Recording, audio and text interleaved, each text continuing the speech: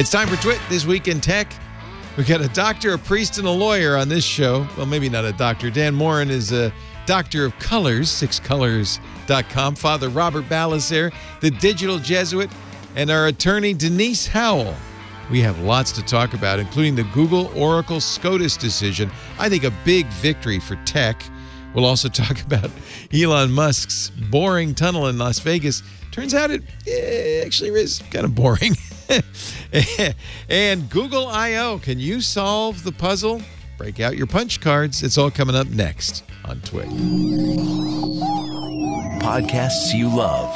From people you trust. This is Twit.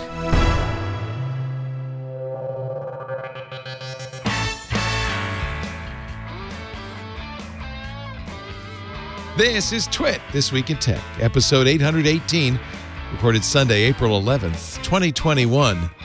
The tunnel that bored Vegas.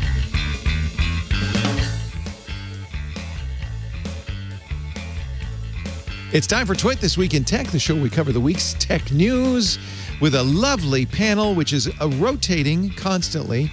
And the only reason we rotate, I love every one of them, and I want every panel we have to be the only panel, but then I wouldn't be able to get people on that I love as much, like Denise Howell, longtime host of This Week in Law. But are you still a practicing lawyer, Denise? I am indeed a practicing lawyer, yes. Intellectual property law still? Yes, a bit of that. I do everything that touches online communications and the internet, basically. Well, you know why you're on this week. Yeah. Big SCOTUS decision. Big SCOTUS decision. And we always have to call in legal counsel when anything like that happens. It's always a pleasure to see Denise. Always a pleasure to see Father Robert Balaser, the digital Jesuit, now at digitaljesuit.com. I'm also from the a practicing lawyer. Yes. Are you really? No. Are there? I bet there are there priest lawyers? Is that such a thing? Oh yes. Oh, definitely. Most definitely. And they're all Jesuits, I'm sure. A lot of them are. I think the majority of priests who are non-canon lawyers, but lawyers, are Jesuits. We kind of have a thing on that. Okay, there's a lot of logic involved in that, and I really can't parse that statement, but I'm going to take your word for it. Okay, there was an or, there was an and, there was a not. I don't know. It's too much. This is digitaljesuit.com, and by the way, this is where people can now go. You're going to open up to the public your Minecraft server. Right. This is that thing that we started a couple of years back. It exploded because we got trolled, but then we had the wonderful folks from Cloudflare. They came in and they protected us. You also got in the news because it was in the news. It was great. Black Sails came in. Vatican starts Minecraft server, gets hacked. It was a great headline. It was a great headline. It wasn't hacked, of course. It was just trolled. It was trolled. You were doing Rust. Now you're doing something called Factorio, which I'm going to get in on. Correct. But the thing that got me, you're going to do TF2, which is probably the greatest mod game of all time. Terraria, Among Us, which is great fun. And my game, Valheim, the Viking building game. So I'm joining. I'm already a member, but I'm going to give you the $5 a month because... we'll make you an admin, Leo. No, that's the last thing. digitaljesuit.com. And from sixcolors.com, home of the colorful graphs. It's Dan Morin. Always a pleasure to see you visiting us from Boston, it appears. Is that the Charles behind you? I mean, virtually, yes. I am across the river from Boston, so it's accurate in that regard, at least. You're looking across the river to Boston, yes. That's right. Are you in Cambridge? I wish I were a doctor, by the way, so that you could have a doctor, a lawyer, and a priest walk into a bar. It would be a joke waiting to be written. I'm going to call you Dr. Morin. Doesn't matter. It's an honorary doctorate. I gave it to you. Thank you. I gave it to you. It is an honor. Yes. So, boy, there's a whole lot of stuff. This panel is assembled because of the whole lot of stuff we can talk about. Dan, one of the things that we don't know what's going to happen, there were many rumors that Apple was going to do an event last month. In fact, rumor monger John Prosser had to shave his eyebrows because he got it wrong. There was not an event. He said, I'll shave my eyebrows if there's not an Apple event on March 23rd. He is now eyebrowless. Here we are, middle of April. No event on the 13th, obviously. It's they would have sent out invitations. So the next event could be the 20th or the 27th. And do you think there will be an event this month? Yeah, I don't know. I mean, I'm kind of vacillating between whether they have an event or whether they just decide to do some stuff via press release or just sort of drop a video, which they've done as well. Last year, when they did that iPad Pro announcement with the Magic Keyboard, they just sort of were like, oh, here's a video. And, you know, some members of the press got pre-briefed or embargoed information. But because of the pandemic, they don't have to necessarily send out invites a week in advance unless they really want to drum up an audience. And for a lot of these things, I think it's much more focused at the press and sort of the diehards. And so I'm not sure whether or not they'll hold a big event, but I would be surprised if there wasn't some sort of product announcement coming in the back half of April, because there's so much stuff that has gotten rumored that just has never showed up. They're way overdue. Well, the most overdue for the AirTags. More than a year since they announced those. We've seen all these hints in source code and resources and things that we know they exist. I'm thinking, or do they? Is it a conspiracy theory? Is it all a clever ruse to make us believe? I know, no, I don't believe that either. But I did have a moment, and I was talking to my colleague Jason Snell about this, where it was just sort of well, did they decide maybe this isn't something they want to do? Like they were sort of playing with it and they were thinking about it, and maybe it's just not a market they want to be in. I don't know. It's very strange to have something go on that long beforehand. It was a year ago this month that we saw the Apple product support video that featured AirTags by accident. It was an accident, although it kind of implied that they had planned to launch this a year ago. There's strong rumors they're due for an iPad Pro that's been a year. Yeah. And of course, we know that they're looking at these new mini LED displays that would be eventually go to the iPad, go to the phones, and maybe even go to the laptop. I don't know if it'll go to the phones, but it'll go to the laptops. Mm-hmm. They've certainly ordered them. We know they've been buying them. Right. And then maybe an Apple TV. Could it be the chip shortage that's holding this back? Is that because this is getting worse and worse, this chip shortage? I'm strongly starting to think that is playing a big part in this, because if you look at sort of Apple's history of doing events in the spring, a lot of times there's an event in March or early April. Too much later than that, you start getting pretty close to WWDC, and I think they like to space stuff out a bit. We know that's June 7th that starts this year. So yeah. So I mean, you know, once you get into May, you're like a month out, and it gets a little squishy in terms of how much stuff you want to release that much in advance. And then I think, you know, we look at the history of things like the iPad Pro getting updated, and the iPads in general, I think, tend to get some sort of bump in the spring, in March or so. Last year, that's when we had the Magic Keyboard announcement and the revamped 2020 iPad Pros. And then the iPad Air came out last fall and kind of beat the iPad Pro in a bunch of different specs. And everyone's been kind of sitting there going like, well, what about the iPad Pro? Like, what is happening with that? Isn't it going to get a new processor or something? And so there's a lot of things playing parts here, the pandemic, obviously, but I think that chip shortage, it's I huge. think that's real. I think that's playing a big deal in this. Ford stopped making F-150s, or they're on and off. GM just stopped some of its assembly lines. They can't get the chips. The chip shortage has become massive. The president is having a summit, 20 top executives from 20 different companies will be assembling at the White House on Monday. I don't know what you can.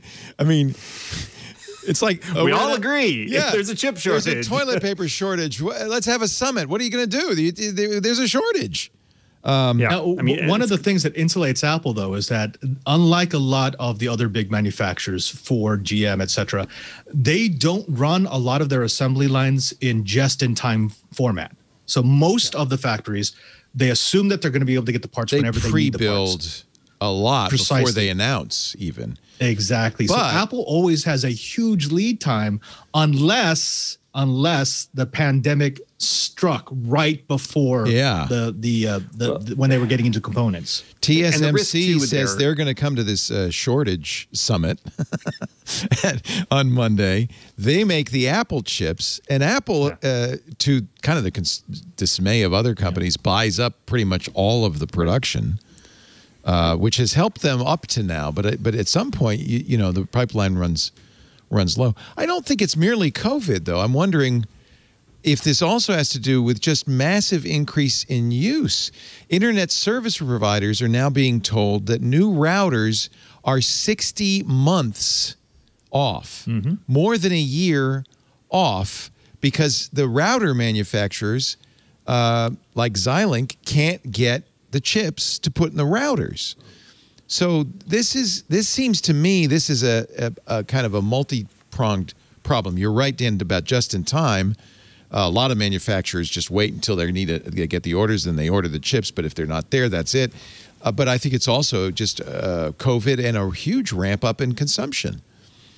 More people are using computer hardware and chips than ever before. And everything has chips in it, right? Like every single thing that you rely on now every day, being at home, routers, computers, smartphones, tablets, cars. I mean, everything has chips in it. And people, a lot of people turn to, obviously, consumerism in the pandemic to have like a little bit of that, like feeling good about something, right? I'm going to buy a new device, going to buy a new piece of electronics, or I'm just going to upgrade my infrastructure because I'm working from home all the time now. And that has cascaded into, I think, just huge amounts of demand. And, the factories just can't keep up with that. Yeah. Well, we've seen at least a 25% boost year over year in the sales of desktops and laptops. And that's just those two segments. Now include all the support equipment that's sold in order to make those work remotely. And yeah, that's not an inconsequential boom. Well, Denise, Dan, do you have kids? No. No. Denise, your son is schooling at home, right? Yes. So by all choice. of a sudden, by choice, he could go in? He could, yeah. Oh, nice. His district instituted an all virtual school this year, which he enrolled in. So if he had stayed at his same high school, he would have been back and forth. What does this week look like? What does next week look like all year? That's no fun. So we've had a lot of consistency, and it's been a good fit for him. But you see this with a lot of families. Suddenly, we needed a computer. Now everybody's mom and dad are working from home. Kids are going to school. Suddenly we need 5 computers, all of them running Zoom, and we need. Oh, by the way, we need more bandwidth now. It's just a cascade of needs all of a sudden thanks to COVID. It's made these companies very, very, very rich. But it's also I would like to see at some point an analysis of what the replacement of old routers have done to the vulnerability of the edge on the internet, because we've always talked about how vulnerable some of those older, like especially Linksys routers have been. Get ready. Now that they're getting replaced, is the attack surface decreased? I'd love to see that. Right. Or in the case of internet service providers not getting replaced because Xilinx can't make enough routers. The only thing that's going to happen tomorrow at the summit is, there's nothing they can do about tomorrow or next week or next year. We're talking a couple of years. TSMC has said we're going to spend $100 billion over the next 3 years to build new fabs. That'll help in 3 years. That'll be ready next week. Yeah. Right. Yeah. I think they're saying 2025, something like that, for these new fabs. Does the demand stretch that long too, right? By the time they built them and it goes back to more of a normal level. Well, I guess we've got all these extra fabs we built. We'll just have to find new ways to use chips. Of course, that was Intel. I think we'll do that. Yeah, maybe that's... look at who would have thought that GM would have, or Ford would have to stop their truck production because they couldn't get enough microprocessors. Remember Micron? Just like Henry Ford imagined. Yeah, right. Micron, Micron built up a brand new factory in Texas because there was a huge demand for memory products. And right about the time that the factory came online, there was a glut and the bottom fell out. And they were forced to sell the factory at a loss. So it's interesting. We're kind of at that. Yes, there's a demand right now, but is that demand going to stretch out for the 3 years it's going to take to build a factory? What do you do if you're TSMC or Intel? Do you ignore it and just say, well, we'll make it? Or do you say, well, we should jump on this because who knows what it's going to be like in 3 years? Intel's building 2 new fabs in Arizona, which is probably smart because they're also betting on geopolitical issues, making it a problem getting chips from China. And chips made in the U.S., that might be more appealing to a lot of American companies coming down the road. Maybe this is a situation where the government assists these companies to help them ride out those downturns in the economy. Wow. Government's writing a lot of checks these days. Yeah. I guess you have to. But wow. Maybe. That is a national security issue. If you can't build your high-tech industry, that's a problem. Yeah. Well, especially when China is the other alternative, right? Like when your other major superpower rival is the one who does control a lot of that infrastructure and is building up theirs, you kind of have to put the money where your mouth is. Well, you got the CEOs of Ford and GM going to this event, and you know they're going to say, what are you going to do to help us? American jobs are at stake. Biden's proposed at least $100 billion to quote, boost U.S. semiconductor production, but that's not going to change anything for years. It's a very interesting conundrum. I'm sure that we will write a check, but it could be a bad check. A check is just a check. Yeah. What do you do with the check? I mean, it's not magic. It's not going to automatically create a factory. Yeah. It's a really interesting situation. Who would have thought this? You know, this is one of the things I love covering tech over the last few decades, is that you try to see the future, but you never do. And who would have thought the internet's biggest problem would have been social media gone awry, or that the biggest problem we would have is so much demand for computers that we could, and cars and everything else, that we couldn't make enough chips to fill them all. Who would have thought that? You know, right now there is someone. So there's someone in the basement of a financial services company who's writing a new algorithm that is taking into account what a pandemic will do to the economy. A pandemic now increases the tech sector. And that's I just didn't know until then. Yeah. Yeah. I was gonna say, like, as a sci-fi writer as well, like, I feel like that's something that often happens. Like, you look at the sci-fi of 50s, right? And it's all about moon colonies and spaceships and space exploration, and really nobody imagining the internet and the hugest like change that was going to come to all of society was basically being interconnected. Far less than people talking about like, oh, well, clearly because we're in the space race right now, we're looking forward and assuming the space race extends decades into the future, if not centuries into the future, when technology basically took a sharp left turn and nobody really anticipated it. Do you make notes as you're reading the tech news going, oh, I got to put that in the, the galactic Cold War. That's going to be in there. I think about it, but it's hard, right? Because you're always like, am I throwing a dart at a dartboard that's not even going to be there? Right. I wonder if that's inspiring future sci-fi writers. My generation wrote about moon colonies and interstellar exploration. Is there a sci-fi writer right now who's thinking about what the next Twitter is going to look like? Dan? That's going to change galactic society. Not me, but somebody is. Somebody's definitely looking at the next social media because it is interesting. Yeah. Actually, we've had Rob Reed on the show. He wrote a very prescient book about a Facebook-like entity knowing everything about everything that's going to happen, and actually to the point where it could predict you were going to order a certain beer as you walked into a bar and had it ready for you, when you sat down, or had the ad anyway ready for you when you sat down. So yeah, it's risky though. You're right, because the other side of that is 10 years from now, that sci-fi feels really dated. It's like, that was, clearly he was writing in 1992, because that, nobody cares about that anymore. All right. Well, chip shortage, story number one. We haven't solved the problem. Do you think it's going to get worse before it gets better? Very much so. The demand's going anywhere. I mean, yeah. It's backing up right now. I mean, I'm actually surprised demand has not plateaued. I would have thought everybody who needed a computer got one by now, and it would have plateaued. It's not just computers, though, right? Like, it's everything. I mean, cars, like we were talking about, or, right. Every piece of technology that goes in your house, set-top box, game consoles, Computing right? at the edge. All of this stuff. Yeah, you still can't get a PlayStation 5 or Xbox Series X to save your life. Unless you have a teenager at home like I do, and he managed to score one. But he's got lots of time on the internet to figure that out. Google, Oracle. 11 years in the making. I have to say, I did not see this one coming, Denise. No, I didn't see it coming either. And yes, 11 years is a long time, but I just want to put it in perspective. 11 years to go up and down the appellate system the way this one did is really not that long a period of time in our U.S. judicial system. I looked this up for you, Leo, because you were talking about how long running the case was. Apparently, there was a case in the United States that holds the dubious distinction of being the longest, What's the longest? Courtroom battle.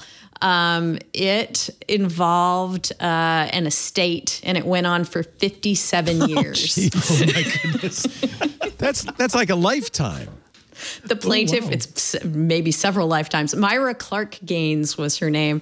And of course, there's Dickens' Bleak House, which revolves around Jarndyce versus Jarndyce famously. And find exactly how long that famously... It's still going 150 years later. Yes, exactly. Well, Microsoft DOJ went on from 98, well, that might have been not quite 20 years. It went on for quite a while. So I guess it isn't unheard of. What's really feels unusual is the way this went, because Google would win, then Google would lose, then Google would win, then Google would lose. The appellate court would throw it back to the lower court, or throw it back to the appellate court. This thing was ping-ponged back and forth. Yeah, there were a lot of issues here that required a jury to help work them out. When you have a fair use argument like the one that Google ultimately prevailed on, there are a lot of facts that a jury has to determine, but then it's ultimately up to the court and the judicial system, once they have all those factual determinations, to decide if fair use happened. So there's that complicating factor. It couldn't just happen in the absence of a jury. So some of these issues were jury issues that go back to the trial that started almost 11 years ago now. Actually, the trial started almost instantly after Oracle bought Sun. Mm-hmm. And Sun had invented Java, which was a write-once, run-anywhere programming language. It's still probably to this day the most popular programming language in the world.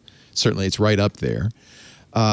I remember interviewing Jonathan Schwartz, who was the CEO of Sun at the time, and he couldn't say this at the time, but during the interview, which was on Triangulation, he said, you know, I knew something was up because when we started meeting with Oracle about all the assets and I started talking about Java, I could see the lawyers in the room lighting up. Oracle immediately recognized what this meant. In fact, at one point, the courts had told Google, you owe Oracle $9 billion for infringing on their Java API. So this goes way back to the purchase of Sun. Might even have been the motivating reason Oracle purchased Sun. But remember, you have to go back even before that, because that was the start of the legal case. The start of the saga actually happened, I think, in 2003, when Google, Schmidt, approached Sun and said, we want to license Java SE. We want to use it for Android, right? They wanted to use it for Android, but they had a stipulation. They said, look, we want to open source this. And Sun didn't want to do that because they felt that they were just going to fork it and then they would lose their licensing fee. So Google decided to call off the deal, and instead they made a clean room version of Java. So the entire case hinges off, was that actually a clean room? No, it doesn't. Well, it did in the early days, but it did, yeah. Eventually, now correct me if I'm wrong, Denise Howell, because you know law, this is complicated. But eventually that was not the issue. The issue was whether a clean room version of Java was somehow protected, whether the APIs that Google duplicated, they didn't use Oracle code, they didn't use Sun's code, they just duplicated the APIs, because otherwise a program expecting Java wouldn't be able to use whatever Dalvik or whatever Google ended up writing. And then, so at one point, a jury, I think, ruled that APIs were copyrightable. Right. That was the turning point. Yes, it was. And you're right. There's no question that copying happened here. And the opinion itself, I recommend Justice Breyer's opinion. It's 62 pages long. I have it open on. Did he seem to really understand it? Okay, so this is really interesting, I think. The very beginning of the opinion starts out with, and let me find the exact language here because you'll love it. 1 second. I'll just mention a couple of while you're looking that up, turning points in this. Judge Alsup, who was covering this case in the Northern District of California, the first jury trial, Oracle v. Google, very famously in 2012 learned Java so that he could see if it was, because the issue at this point was what was copied, and Oracle, it came down to one routine, the range check routine, that Oracle felt Google literally copied. The judge learned Java and wrote his own range check routine just to see if that was a copy or just the logical, likely way to write such a thing. The judge said, I couldn't have told you the first thing about Java before this trial, but I have done and still do a lot of programming myself in other languages. I've written blocks of code like range check 100 times or more. I could do it. You could do it. It's so simple. He wrote it in Java, and the judge who learned Java. There was a line from his decision that said, yes, so long as the specific code used to implement a method is different, anyone is free under the Copyright Act to write his or her own code to carry out the exact same function. Of course. As long, it does not matter that the declaration or method header is identical. That was his final verdict. Yeah. But that all went out the window. Yeah. Because it ended up being, all right, you didn't steal the code. But we have you copied the code, though. Nobody's ever they never disputed that they copied. Okay. Yeah. They got away with 37. So 37 examples, which included documentation. So there were comments that were brought over. They clearly copied it. But that wasn't what they were suing over in the long run, right? It's so confusing. The jury found that it was a fair use, and ultimately that's the determination that the Supreme Court got behind in a big way. So, and this was very important, because if you could say, oh no, I own an API, no one can copy it, it would break the world as we know it. You couldn't write code anymore. Right. And actually, I should correct myself because I just contradicted what I said earlier. Juries find facts that go to the fair use determination. It was Judge Alsop, the wonderful guy who threw himself so headlong into this so that he could understand it so thoroughly, that made that initial fair use determination. And, so he said, it's okay. That's fair use. That's fair use. And that's ruled in Google's favor. Yes. But then Oracle appeals. And wins. There's a whole question. The issue that you hit on earlier, and it was still very much an issue when it got to the Supreme Court. The copyrightability of an API was something that the Federal Circuit, which was the Court of Appeal here, found yes, APIs can be copyrightable. The Supreme Court has punted on that. They've decided that since the fair use argument is established, it doesn't matter whether APIs are copyrightable or not. They just assumed for purposes of writing their decision that they were, and decided we don't have to decide that critical issue. There's a lot. This is a changing area of the law. Technology's changing all the time. This may be something that we want to re-examine at some point or another. They did reverse that part of the Federal Circuit's decision and decided we're not going to say whether it's copyrightable or not at this point. Was that wise to dodge that? Probably. Well, Justice Thomas didn't think so. He dissented. But personally, I think it probably was wise. I think that there's a lot to unpack in the squishy nature, as far as the law is concerned, of an API. It very much straddles this boundary between copyright and patent. So they said it might be copyrightable and might not be, but we're going to rule that it's fair use, so it doesn't matter. That's right. So even if we say that it's copyrightable, which we're not saying, even if it were copyrightable, it's fair use, and that's all that matters. But what I was going to say, Justice Breyer's opinion, yes. Yes, praises to Judge Alsop for his understanding of the critical issues at hand. The court here, you can scratch your head about whether the actual justices of the Supreme Court have a thoroughgoing understanding of API calls or not. But if you read the first part of this decision, it gives you faith in our court system, and particularly the vehicle of the Supreme Court, to really thoroughly understand issues whether the justices do or not, the clerks do. They get a lot of friends of the court briefs, and they can write an opinion. You know, I really would love to hear from some of our programmer listeners if they read through the first part of this opinion, which is prefaced by, through an API, a programmer can draw upon a vast library of pre-written code to carry out complex tasks. For laypersons, including judges, juries, and many others, some elaboration of this description may prove useful. And then it launches into pages of detail about the facts of this case. And as I'm not a programmer, I'm a lawyer, but I read through this and it rings really accurately to me. So I'd be interested in how our geekier listeners react to it as well. I think the court, in my humble opinion, did a good job here of trying to grasp the actual issues at hand. And the dissent from Justices Alito and Thomas really was over this copyright thing. They felt the court should have ruled on whether you could copyright an API. Yes. I think Breyer's opinion was, this is, as you said, in flux.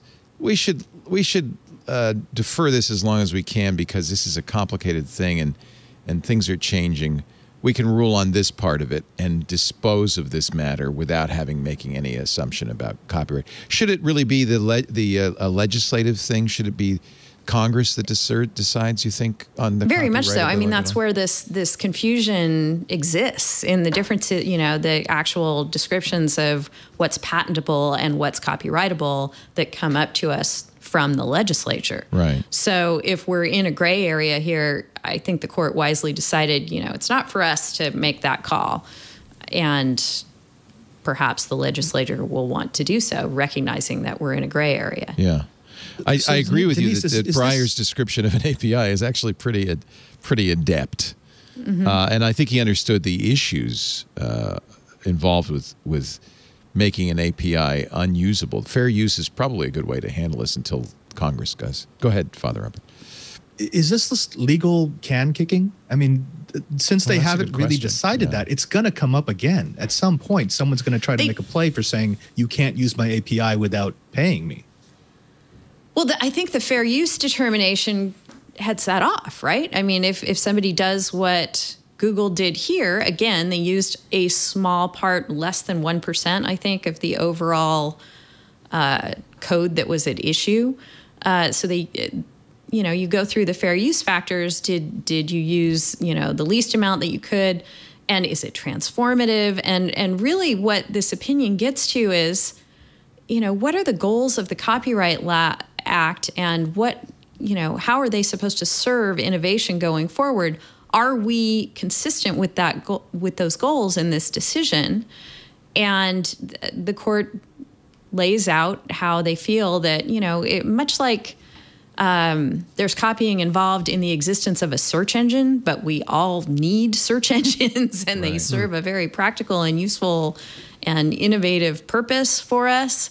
Even though none of those search engine precedents were cited in this decision, it's a similar kind of reasoning where you need to look at all the factors and decide whether fair use is necessary here to make, the cogs of the machine turn. And I think that's, although the court didn't put it that way, and I'm putting it less elegantly than the court put, I feel like there was a practical basis to this opinion.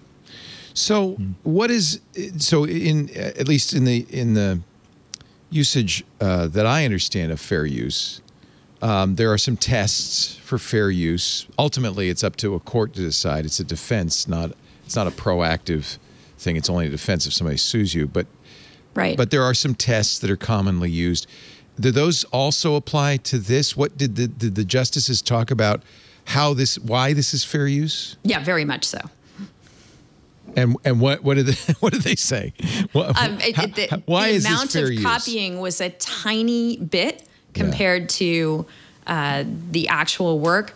They looked at the nature of the work. This is not like copying music or art, or this is copying as a means to an end, a very practical, functional end, and various other factors that went into the analysis. Yeah, because fair use is a legal issue, the court here got to look at, it didn't have to defer. It defines yes, what it is. Didn't have to defer to what had been done below, and could go through and decide why it felt that the factors applied. Wasn't one of the factors, I read through this very briefly, but wasn't one of the factors essentially the financial gain or profit of it? Like if you're using it for money making, I guess because Android is open source, they kind of sidestep that. Well, Google, yes. Google, as Oracle was quick to point out, made a lot of money on Android. Right. Sure. Yeah. That's where the $9 billion came from. Right. But yes, it was, there are a whole host of factors that go into deciding whether something is fair use. And certainly whether it's commercial or non-commercial is one of them. But again, they all sort of weigh against each other. And what the court seemed to be most concerned with here is there was a lot of discussion of the investment of time and resources and brain power of the people working with the APIs. And was that all going to go for nothing? Shouldn't that be something that's meaningful? And the court certainly felt that it should. Did the court consider damage to Oracle? Did they consider Google made a lot of money off Oracle's back? Was that? I mean, I'm sure that's how Oracle feels about it. I'm sure it is. No, this seemed to be more focused on the actual fair use analysis, and given that there was no recoverable harm because fair use applied, right, you wouldn't get into the damages phase of anything. It's kind of, the history of this case is hysterical because this is not the first time the Supreme Court has seen it. It went up to the Supreme Court over this fair use thing, and they sent it back to the lower court saying, no, you have to decide this. Right. The lower court decided it was not fair use, that Oracle had won, at which point Google appeals once again to the Supreme Court. Now, this time, the Supreme Court can't send it back to the lower court because the lower court did, in fact, rule that it was not fair use, so they had to take this on. And this is why I was concerned. I felt like this is not looking good for Google. I wasn't rooting for Google because they're Google or against Oracle because they're Oracle, although that's tempting. But I really felt like any determination that you could close off APIs would be really damaging. Mm-hmm. As the justices, by the way, or as Breyer pointed out, that the whole industry relies on this kind of free sharing of information. Right. Yeah. Right. And that's why I keep thinking, again, it's a totally different body of law, but the courts that had to wrestle with copyright when it came to search engines had sort of similar conundrums in front of them. Yes, there's copying happening here, and there it was copying of, things that were arguably creative, all the things that go into your search results, the art, the writing, everything else that you can search for on the internet. And that stuff is being copied so that you can find them. Yeah. And yet the courts that considered whether search engines should exist found, yeah, they should. And I feel like that's what's, there's some of that kind of pragmatic approach going on here. People will be reading this opinion for a long time, and I imagine it'll be taught in law schools. Just in my, and again, I'm not a lawyer, but just in my reading of it, I found it fascinating. And I thought the reasoning was very intriguing. Breyer does take on Thomas's dissent and explains why he feels like we shouldn't necessarily rule on this copyright issue. It's really, I think it's historic. Would you agree that this is historic, Denise? I do. I think we'd all kind of forgotten about it and knew it was working its way through. I kept getting reminded. Yes. But yeah, you're right. It went on for so long. Yeah. Almost as long as Twit's been around. We've been covering it from the very beginning. Right, and then a pandemic came along and delayed it further. Yeah. One of the things that we talked about on Twiet was the fourth test for fair use, and that is, did you impinge upon the original owner's ability to exploit their work?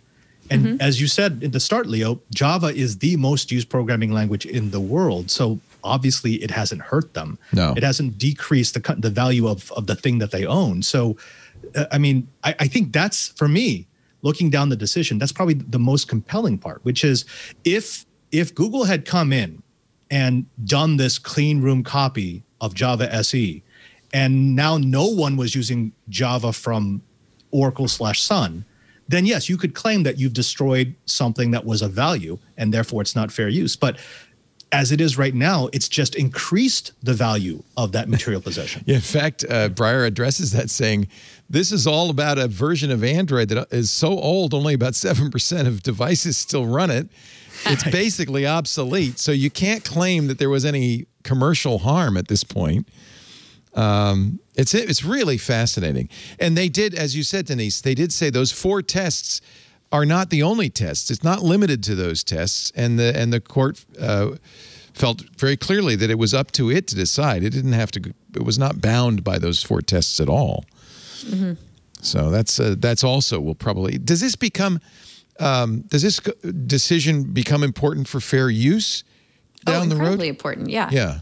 This is the most recent fair use decision we have from the highest court in the land. And it's good news for fair use. Good news for fair use. Good, because we use fair use all the time. Well, but I mean, I say that with an asterisk. Every fair use case is distinct, right? That's why you have to have juries figure out the facts, and then the courts figure out whether the fair use factors apply. It's not like, okay, we all get, fair use is now the law of the land. No, it's case by case every single time. Yeah, so, it's if you're interested, it's worth reading the decisions online at supremecourt.gov. And it is, what is it, 50, what did you say, 59 pages? 62 pages, 62 the PDF. Pages. Wow. Yeah. But it's actually, I love reading this kind of stuff because it shows that these actually are, these are smart people really exercising their intellect and really trying to, they're not, it's not like Congress. It's not about compromising. It's trying to find the truth. And it's really great. It's inspiring to read it. Has Oracle responded in any way to this? I'm sure they're disappointed, but it's over. Oh yeah, they're appalled. They're calling it a travesty. A travesty. Yeah. We gave so much money to President Trump. We got 3 justices on the bench. By the way, Amy Coney Barrett was not on the bench when this was first argued, so she was not allowed to vote. It was only the other 8 justices that voted. Right. Oracle is characterizing this as this is what you get when you have a monopoly.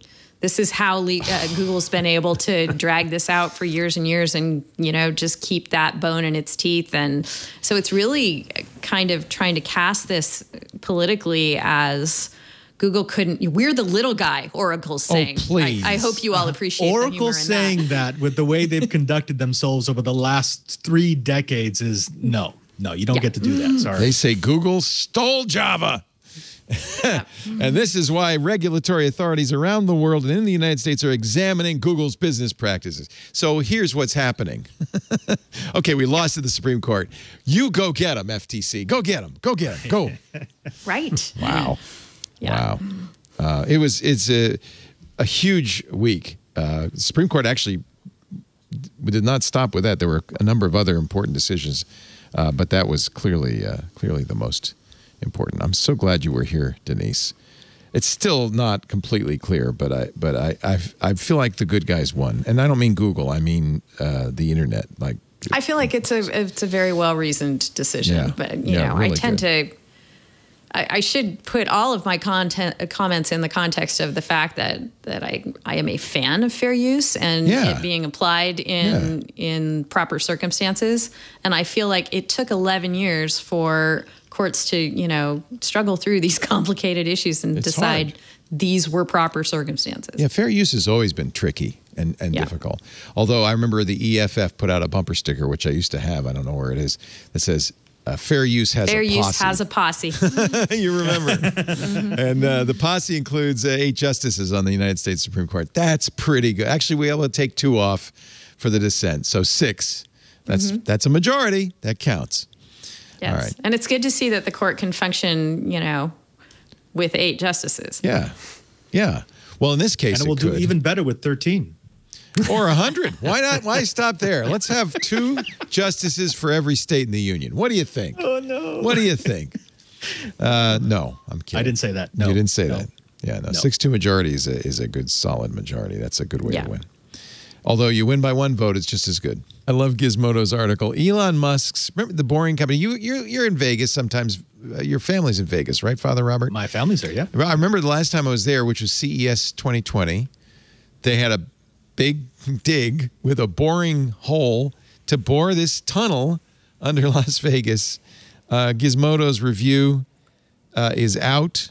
Media outlets in Vegas were invited for a sneak peek of Elon Musk's new form of public transit on Thursday. The headline says it all. Elon Musk's public transit in Las Vegas, still just humans driving cars slowly in a tunnel. That's pretty much it. It's brutal.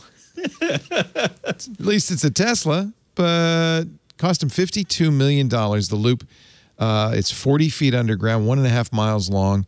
I saw the dig, the beginning of it, which is the Las Vegas Convention Center. That's Central Station. There's West Station and South Station. Those are above ground stations. You can see the videos.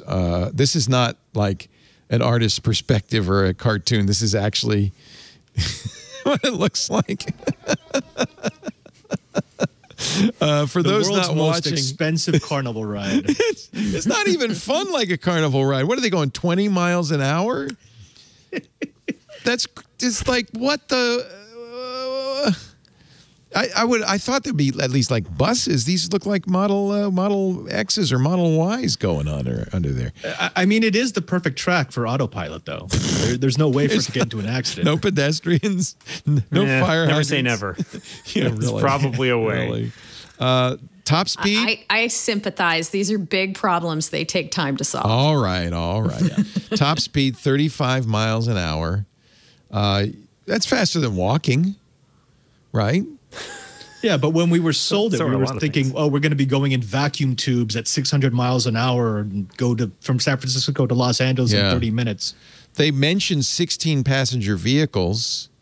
Not yet. They really just... I think you just invented trains again. slow trains on rubber tires. In full disclosure, like my wife works for a public transit agency, so I'm a very fan of public transit. Me too. Yeah, absolutely. It seems like constantly a lot of these tech things where they're kind of disrupting transit are just like, well, are you really disrupting it, or are you just essentially trying to reinvent something that is already there and maybe doesn't need disruption so much as it needs more funding and support?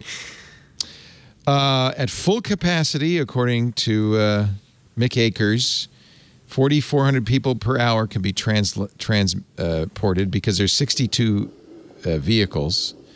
You're just going to get a nice little ride in a car. They're so slow. I'm sorry. I just... Okay. You know what would make this better? What? If you had some of those, what do they call those? The two-wheeled scooters? Oh, Segways. Yeah. Oh, Segways, yeah. Just make that Segways. Yeah. Make it a Segway loop. Same speed. Let you drive. There might be more collisions, but there might be more fun. What if you could like rollerblade through it or something? I don't know. Like that sounds like skateboard. Yeah. We have... Especially with that lighting. Yeah. We have... Yeah, that seems awesome. I think you know this, Robert, because remember we did a promo in San Francisco on Segways. Yes, we did. Which was so much fun for the new screensavers.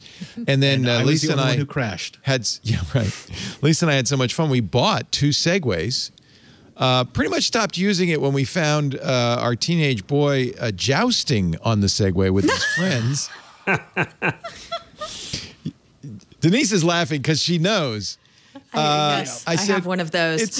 Not a Segway, a teenage boy. They found a piece of lumber with still had nails in it, by the way, and they're holding it under their arm, and they're jousting. Let me ask you this. Do they also have e-bikes that are not locked up somewhere? They also have e-bikes. So they can joust with those. Yeah. I was going to say Steve Wozniak used to do Segway polo. I think, I've played Segway polo with Woz. Yeah. He loved his those Segways. Yeah, you know what? Wait, you got an off-road one? No. I did for the promo. It had big fat tires. That's the same one that the former president of Segway drove off a cliff to his death. That's right. So I decided not to buy those, not to be tempted to go off road. We just have the road Segways. You know, I get cynical about this just because I used to love trains in the United States. I have traveled coast to coast on trains, and I had a love affair with them. And then I got here and I rode a high speed, and I was thinking, oh my God, no, we have no idea what trains are. Yeah. It's true. Yeah, every other country I've ever been to, the trains are better. It kills me. It kills me. It's close. It would be so nice to have, well, I'm with your wife, Dan. Mass transit, that's what we need. It's the solution. We got to get it. Dr. Mom's saying, Leo, I told you, men in their 20s are idiots. Yeah, you know what? Okay, so Michael was the one jousting on the Segways. Now I remember I gave Henry, my older son, he's 25. A hoverboard, yeah. And he got on Tosh 2.0 because they were hoverboard jousting. Oh, God. So maybe I heard about that from Tosh 2.0 before I heard about it from you. I was watching late night. I was like, that's Henry. What the? It's so embarrassing. You remember then in the video, there was a quick elbow shot that just took the guy out completely. Yep. I said, Henry, please. There's another thing, by the way, poor Henry, I shouldn't mention all this, but I can't help it. There's another thing, I guess it's TikTok inspired, where you jump off a roof and land on your back on a table and it breaks your fall. Have you ever seen that? Why? Don't do it, kids. No. Why? Why? That's my question. That's worse than planking. I asked him, why, Henry? Because he sent me the video of him. He's jumping off a roof. He flips around. He lands. He says, oh, it's safe, Dad. And the girls love it. Okay, in 20 years when he has back problems, play back kidding. That clip. Mm-hmm. No kidding. Anyway, I'm sorry. It's not the Henry show. Kara Swisher got a big interview with Tim Cook. Although, and you wrote up about it, Dan, so that means you listened to it. I long ago learned never interview CEOs because they're not stupid. Mm-hmm. You hope for a stupid CEO, or at least an indiscreet one. But they're always well trained. Tim Cook is not going to say anything. No, the man is very regimented. I was, Jason Snell, my colleague at Six Colors, talking about interviewing Steve Jobs once for 5 minutes. He's like, he didn't want to be there. I didn't really want to be there. No. It was kind of an unpleasant experierience. You look for actually people like Woz, because Woz, I think probably because of a brain injury, tells the truth. And so Woz is great. He'll say, and then you always get juicy quotes out of Woz, but you're never going to get a juicy quote out of Tim Cook. Tim Cook is you can tell from his demeanor that he plays things very close to the vest. He's very deliberate in the way that he speaks. Any I revelations? Loved when he took over. Yeah, there are a few things in there that I think are interesting that point to stuff. You got to kind of read between the lines here. He talked a bit about AR, which he's been talking about for a long time now. And he made some kind of strange comments about wouldn't this show wouldn't it be greater? We're having this conversation. Wouldn't it be better if we could just have graphs? And you're like, no. Wow, Tim, I know you really love graphs, but I don't think that really is better for most people. But the way he talks about it is much more concrete in terms of the way he's thinking about it. In the past, it's always been, it's an area of interest, right? And we've seen the stuff they've done on iOS. This feels like, I know there is something coming, and it's, we are going to be doing something around this, and I'm trying to very much talk around it. And so you can kind of see in the sort of the negative space, right? Like in what he's not saying, that there is something there that he is avoiding talking about. So I think it is interesting to see that, because, they'll never talk about future products, say we're working on this or whatever, but you get a very different feeling from that versus, say, she asked him about car stuff as well. And obviously there's been a lot written talking about Apple being interested in cars. And he, Cook is willing to say there's a bunch of stuff, we look at a lot of things. And that feels much more vague, where it's something that's we know they're working on something, but I think even they don't know what that is, or even if it will become a product, right? As opposed to the AR stuff, which feels much more like this is something that's coming probably sooner rather than later. I always liken it to Kremlinology.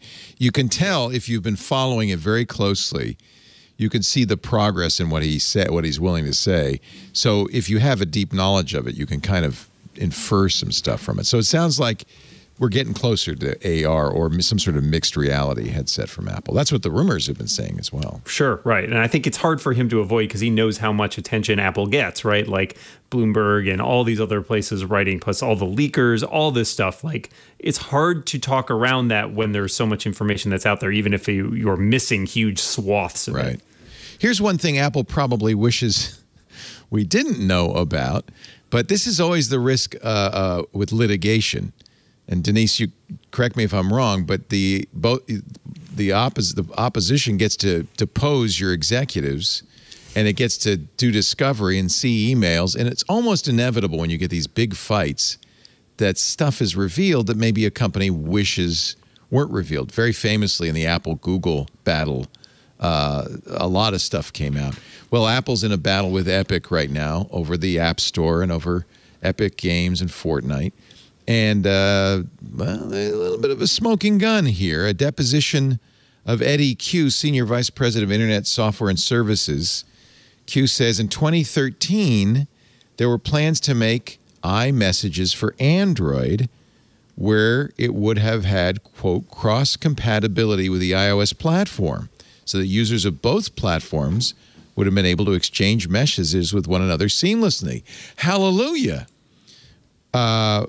He didn't say why it didn't happen. Craig Federighi, though, during a deposition, Senior Vice President of Software Engineering, acknowledged that putting iMessage on Android would simply serve to remove an obstacle to iPhone families giving their kids Android phones, cheaper Android phones. Uh-oh. And then an email from Phil Schiller really seals it.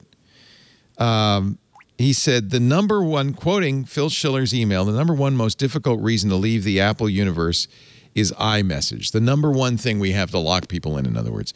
iMessage amounts to serious lock-in. And Schiller said that, quote, moving iMessage to Android will hurt us more than help us. This email illustrates why.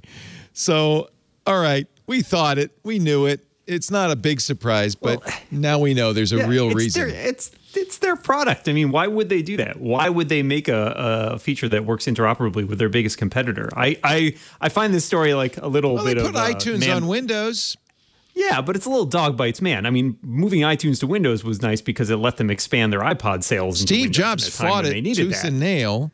But you're right. But it ended up benefiting them. It benefited. Yeah, and whereas there's no benefit for Apple for doing that. It's nice, like people will like it, but it's not something that will sell more products. And as a company that's looking at its bottom line, I just can't fathom why they would really consider doing it unless they felt like we're going to get more people switching from Android because they will be so convinced about how good iMessage is, rather than people who are going like, oh, well, if I don't have to worry about losing iMessage, I might as well buy a cheaper phone. Like, I think the risks vastly outweigh the possible benefits for them on that one.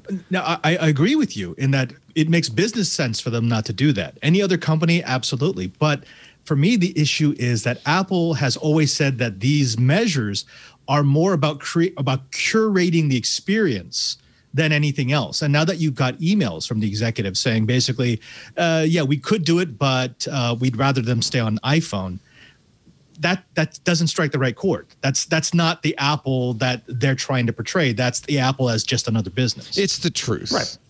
I think they would also argue that we're curating the experience, and the experience is iOS. Like, that's the best experience. Why? Steve Jobs' famous quote about iTunes on Windows was, it's like giving a glass of ice water to someone in hell. And I think that they would probably say the same thing about iMessage on Android. Sure, you got iMessage, but you're still using Android.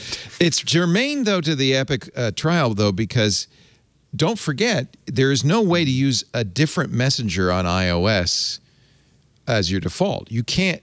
You're locked into iMessages on iOS. So if you wanted to all as a family use WhatsApp so that your poor Android cousins could still message with you, interoperate with you, you wouldn't have a positive experience on Apple because you wouldn't get your text messages. You can do it, right. But you're right. It's not not the default. But like, I don't know. I've used a bunch of different messaging apps on my phone, including WhatsApp and Signal and Telegram and all this stuff. And Yeah, it's not the best experience, but it's not a bad experience, and I don't know that it's necessarily that much worse than using the same sort of thing on Android either. I mean, the real problem is, frankly, that SMS is well, that's a terrible mess. thing that hasn't gone away and has ended up being the lowest common denominator. Well, that's why people like Apple Messages, right? Because Sure, it is an SMS client that is much better than an SMS client. Right. And it gives you a data experience that's 10 times better. It lets you send text messages if you have to, but you can use a positive. And you know, I have to say, on Android, you can use third-party apps as your default text messenger. Google would prefer you used Android messages, but you can use it. This is why I think Google does messaging so much better, because I just use Hangouts, or no, Voice, then Hangouts, then Allo, then Duo, then Hangouts again, then Voice. And I don't even know what we're at now. I am so pissed off because we're on vacation, first vacation in a year and a half, not far away. We just went to Napa for a couple of days. Don't worry, socially distanced, masked, everything. But my daughter's trying to communicate with me. She's on Android, and I've been using Hangouts on my Pixel phone. And Google picked last week to flip the switch to make Hangouts just completely stop working. It no longer sends or receives messages. And I don't have a Pixel phone with me. I was using Hangouts on my iPhone so that I could get messages that were sent to my Pixel number. That's how my daughter messages me. And so we couldn't communicate via text messaging. I had to call her like a savage, like a kid. But that happened to me mid-thread. I yes. was literally going back and forth, and then suddenly I lost the SMS option. I was like, wait, what? It's gone. And it didn't explain it. No, and I'm a Google Fi user, so we were grandfathered in a little longer. It's gone. So I this week made a quest to find a replacement. Had I had iMessages, I would have gladly used that on Android. I looked at Signal because I have Signal on iOS, could have Signal on Android, but it's annoying because it uses your phone number and you can only have it on one other device at a time. It deactivates any. So I finally found something called Pulse, which is a good you can use as your default messenger on your Android device. You can use it on the desktop. I can use it on Linux, which is nice. But there's so Luke Klinker, the author, says, I have an iOS app, but Apple won't approve it because they say this is an app that requires an Android phone, and they're not going to approve it. And there you go, again, with the lock-in, because that would be a perfect solution for me. So I have to use a progressive web app, which does not work very well on iOS, to try to use Pulse. There is really nothing to replace Hangouts, which is a little frustrating. And Apple, if you would make message, I guess here's the point, Dan. Yes, obviously, Apple's acting in their own interest. But from day one, I remember, pressing my nose against the glass at the computer store, looking at Elisa saying, oh, if only I had $10,000. And then the Mac came out and I was pressing my nose against the window at Macy's. And fortunately, I had a Macy's card and I was able to charge it and paid for that for years. But I got an iMac in 1984. And from day one, Apple has been for the rest of us, think different. They've pushed this thing that we care about the users. We want to give you the best experience. If you really cared about the users, Apple, you would consider people who have Android phones and not make them green bubbles.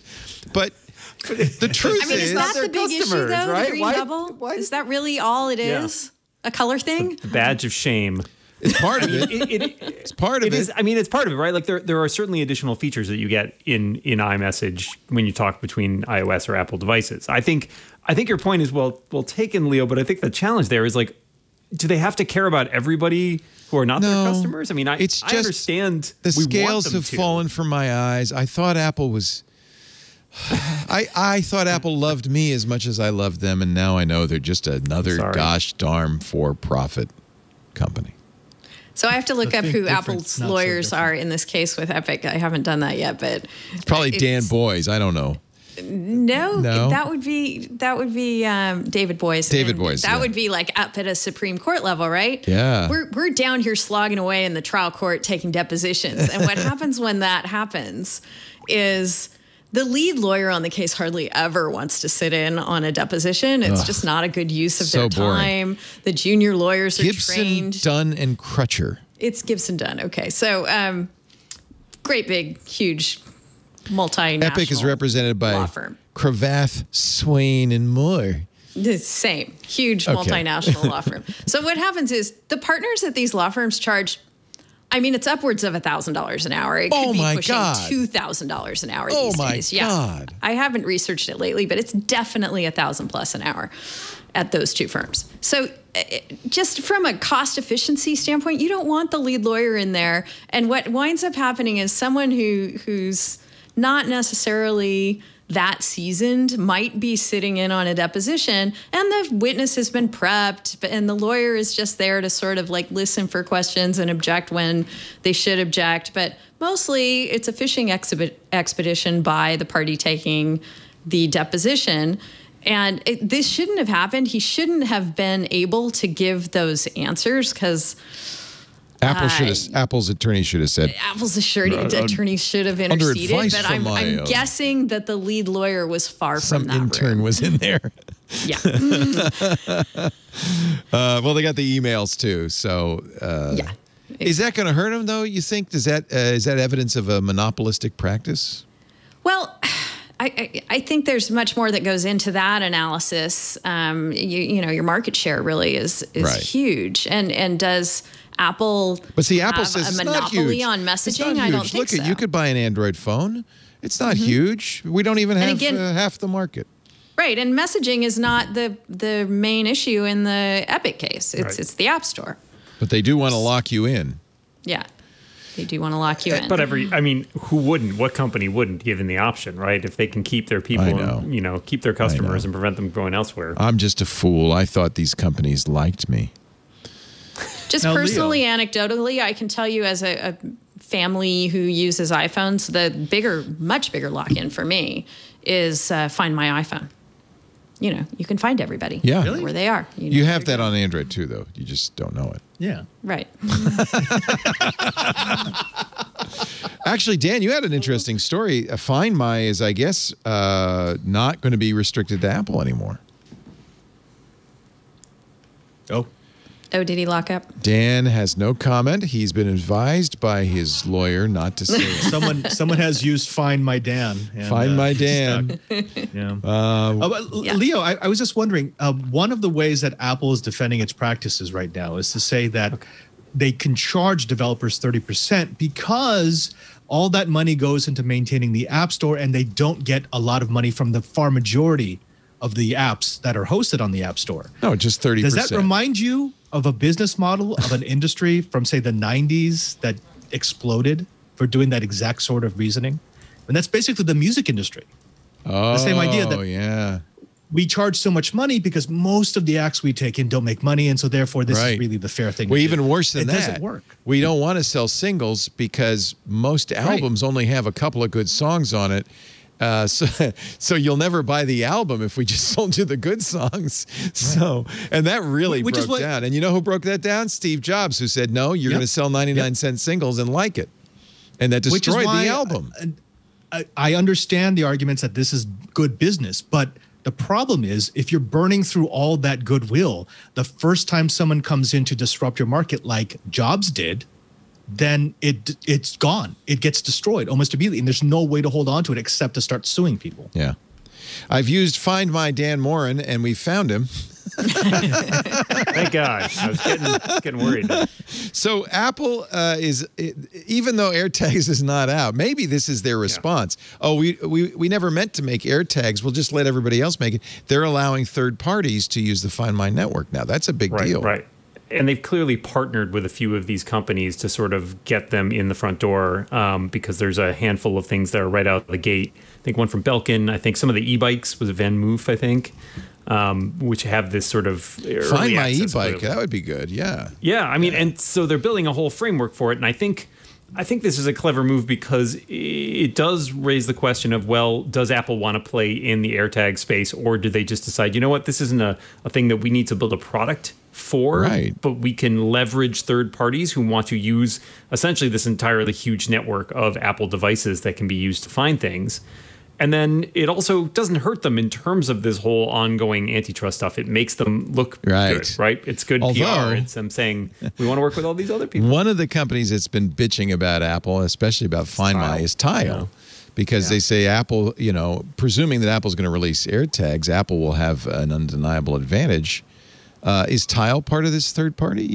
Tile's not currently part of this, no. And what a surprise. How interesting. I will be interested to see how that changes, because at a certain point, Tile will be shooting itself in the foot if it doesn't build in support for this system, right? Because if all its competitors are going to use it and can leverage this, oh, hey, you know, Tile's great. You can use it to find other people's probably like who have lost their keys and use Tile, but there's still a fraction of Tile devices that there are to Apple devices. Right. So if every other competitor to Tile is like leveraging Apple's network to be able to find stuff and Tile is not, Tile's going to be at a disadvantage. So that's really to your point of Apple in a defensive move against the antitrust accusation says, well, no, look how open we are. We're even letting especially if they then don't make their own first-party solution either, right? They said, we're just working with third parties. Like, that looks great for them, so who knows? Yeah.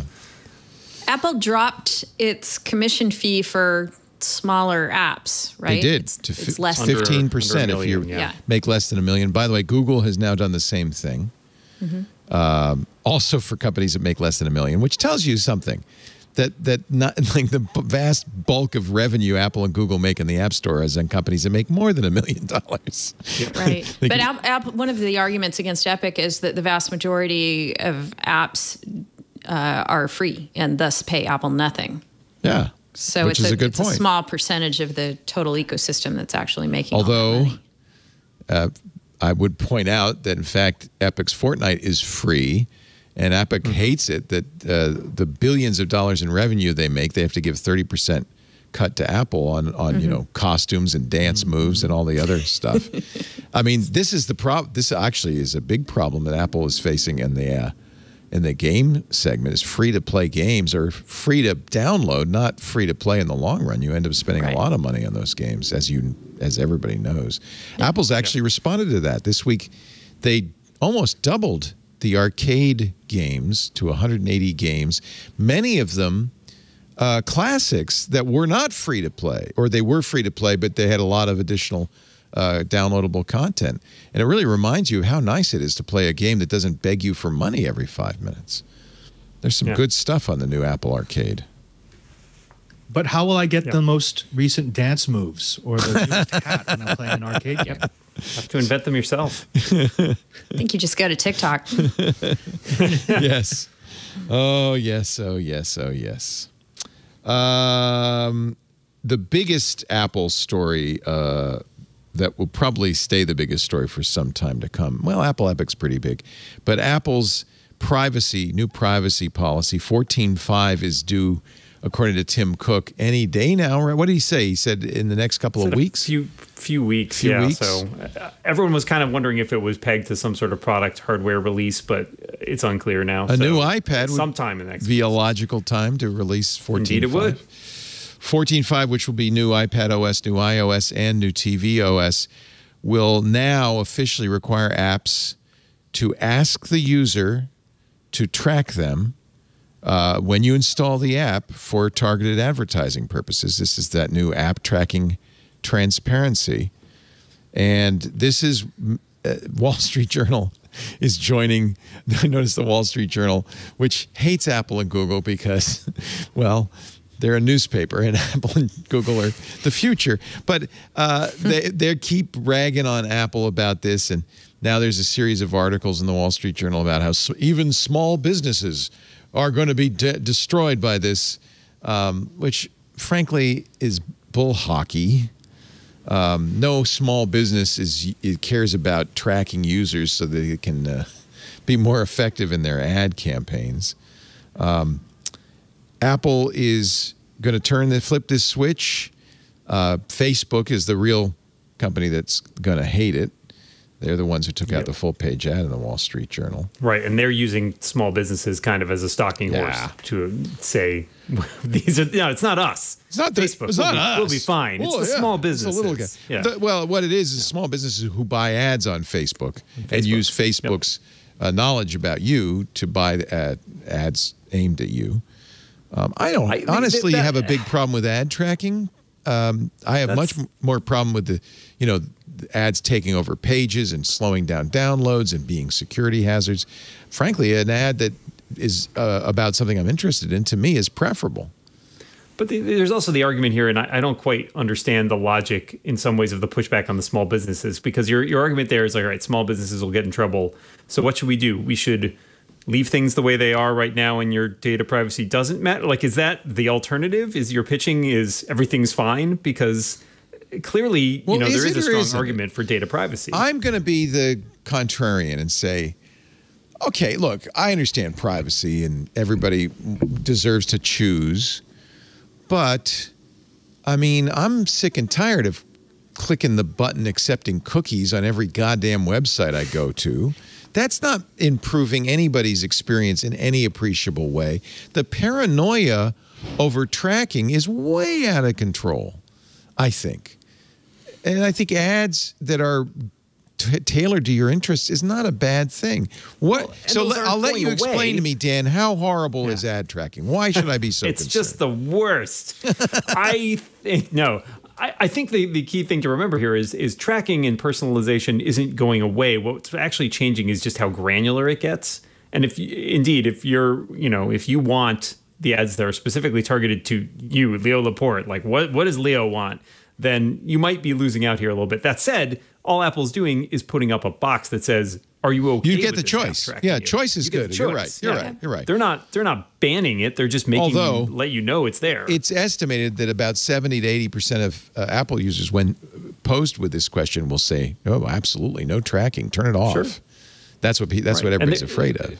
And there are still facilities for doing tracking and personalization. It's just not as fine-grained, right? Like it's still Apple more about does it, by the way. Right. Apple and they're allowing frameworks for this. Yeah.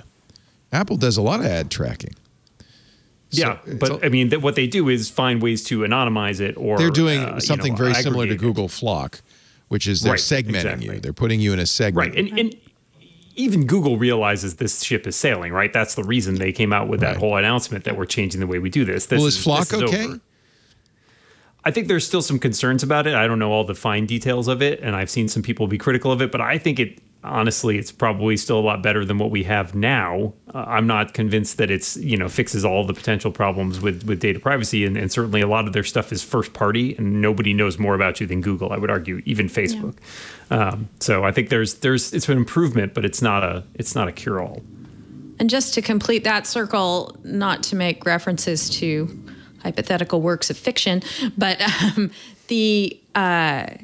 don't forget that Apple and Google still have the data. They're governing what other people do with the data.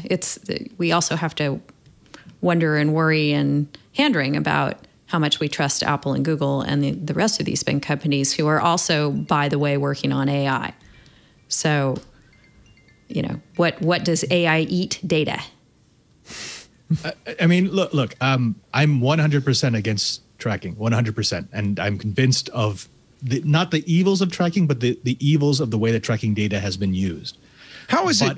Give me an example of how it's been used So this is a thing that I've actually done here in my official capacity. I've had to explain how tracking could be misused. Take the information from one single user. If I can track your browsing, just your browsing, let's forget everything else I might be able to track on your device.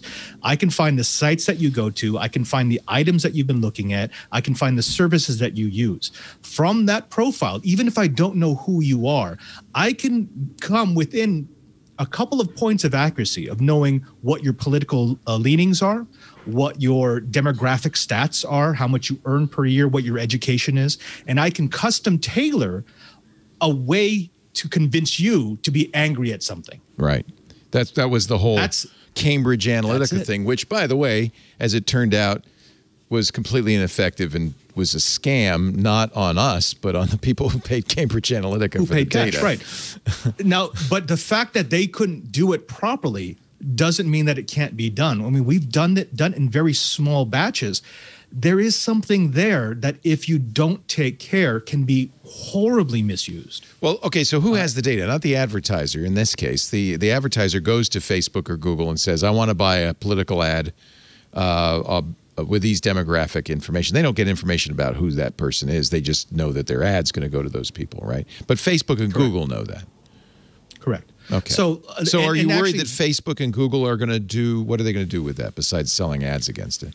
So I can go to Facebook and I can create a custom campaign and say, look, I would like to approach these types of people, and I want to pitch an ad that specifically calls out the inefficiencies of the government and why are we wasting tax dollars. Right. Because I know that those people are the ones who will be most ground. likely upset Yeah. by that. And now I can direct that anger. And I can do that for 50 or 60 different subgroups, all directing them towards a common hate, even though they have different things that they hate.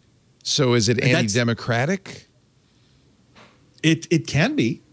But more than that, maybe it's manipulative. It's horribly manipulative. Is it?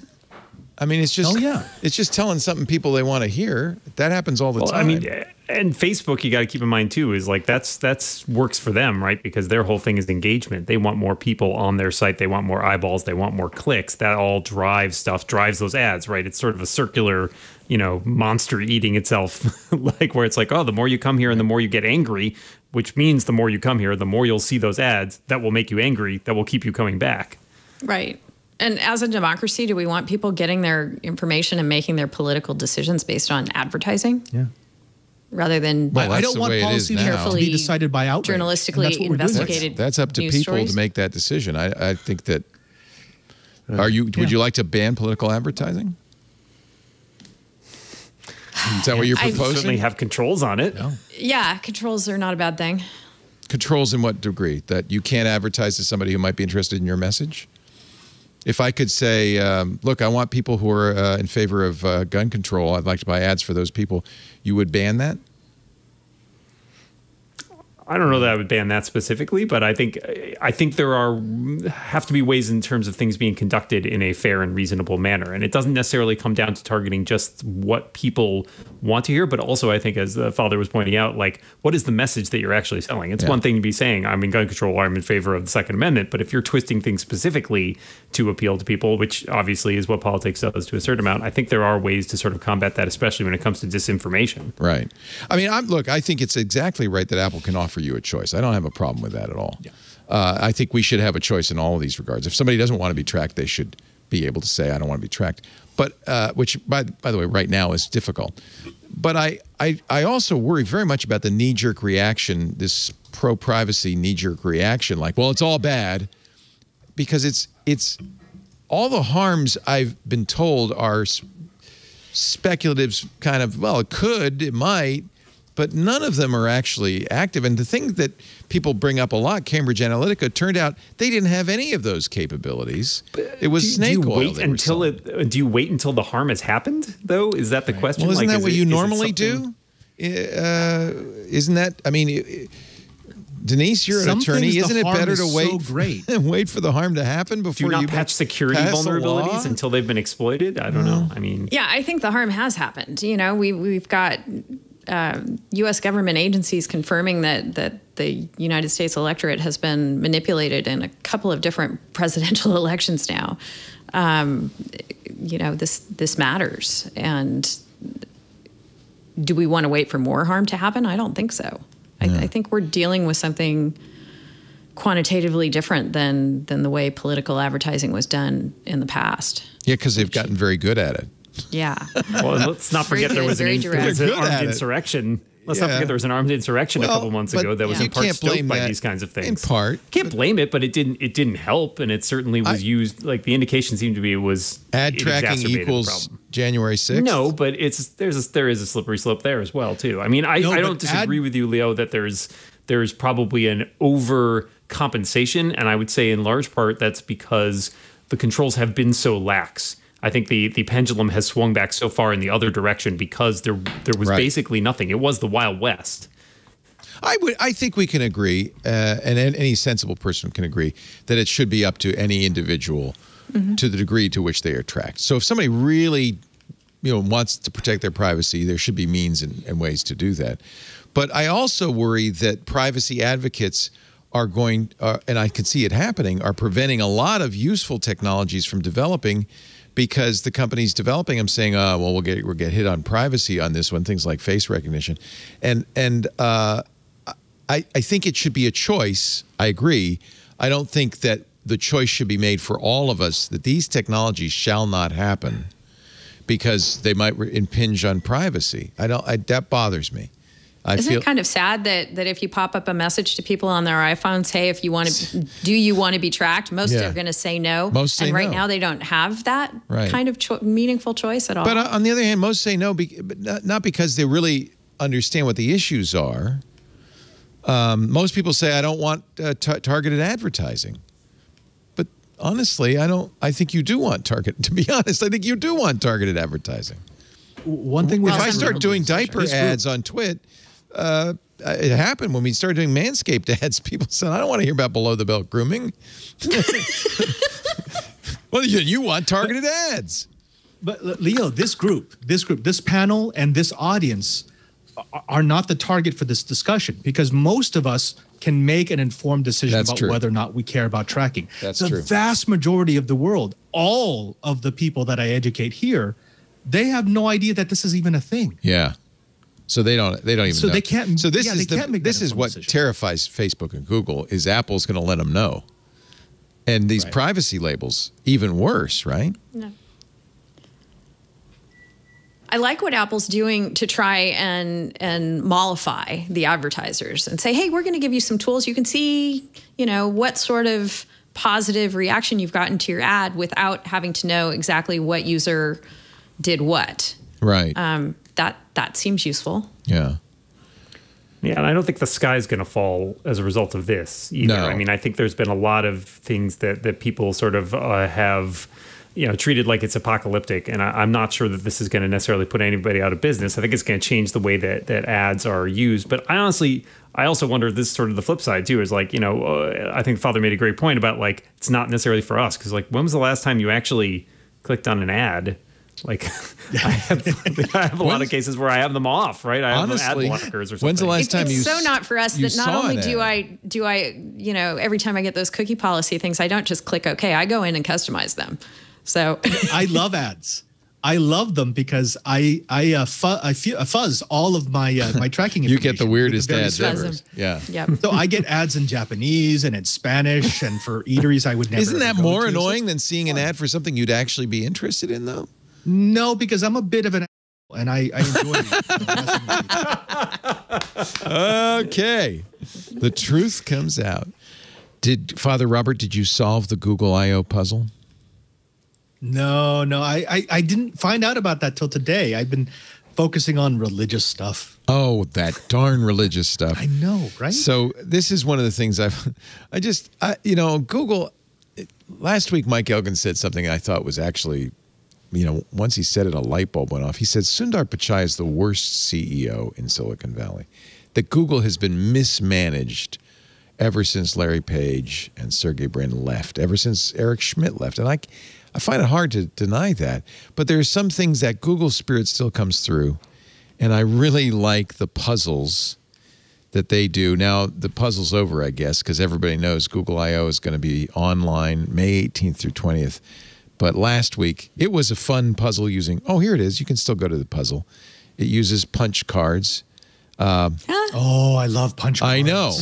So the first thing is, who said this? Well, anybody can just Google that. It matters little first who arrives at an idea rather than what is significant is how far that idea, what is significant is how far that idea can go. So everybody knows, you just put this in quotes. It matters little. By the way,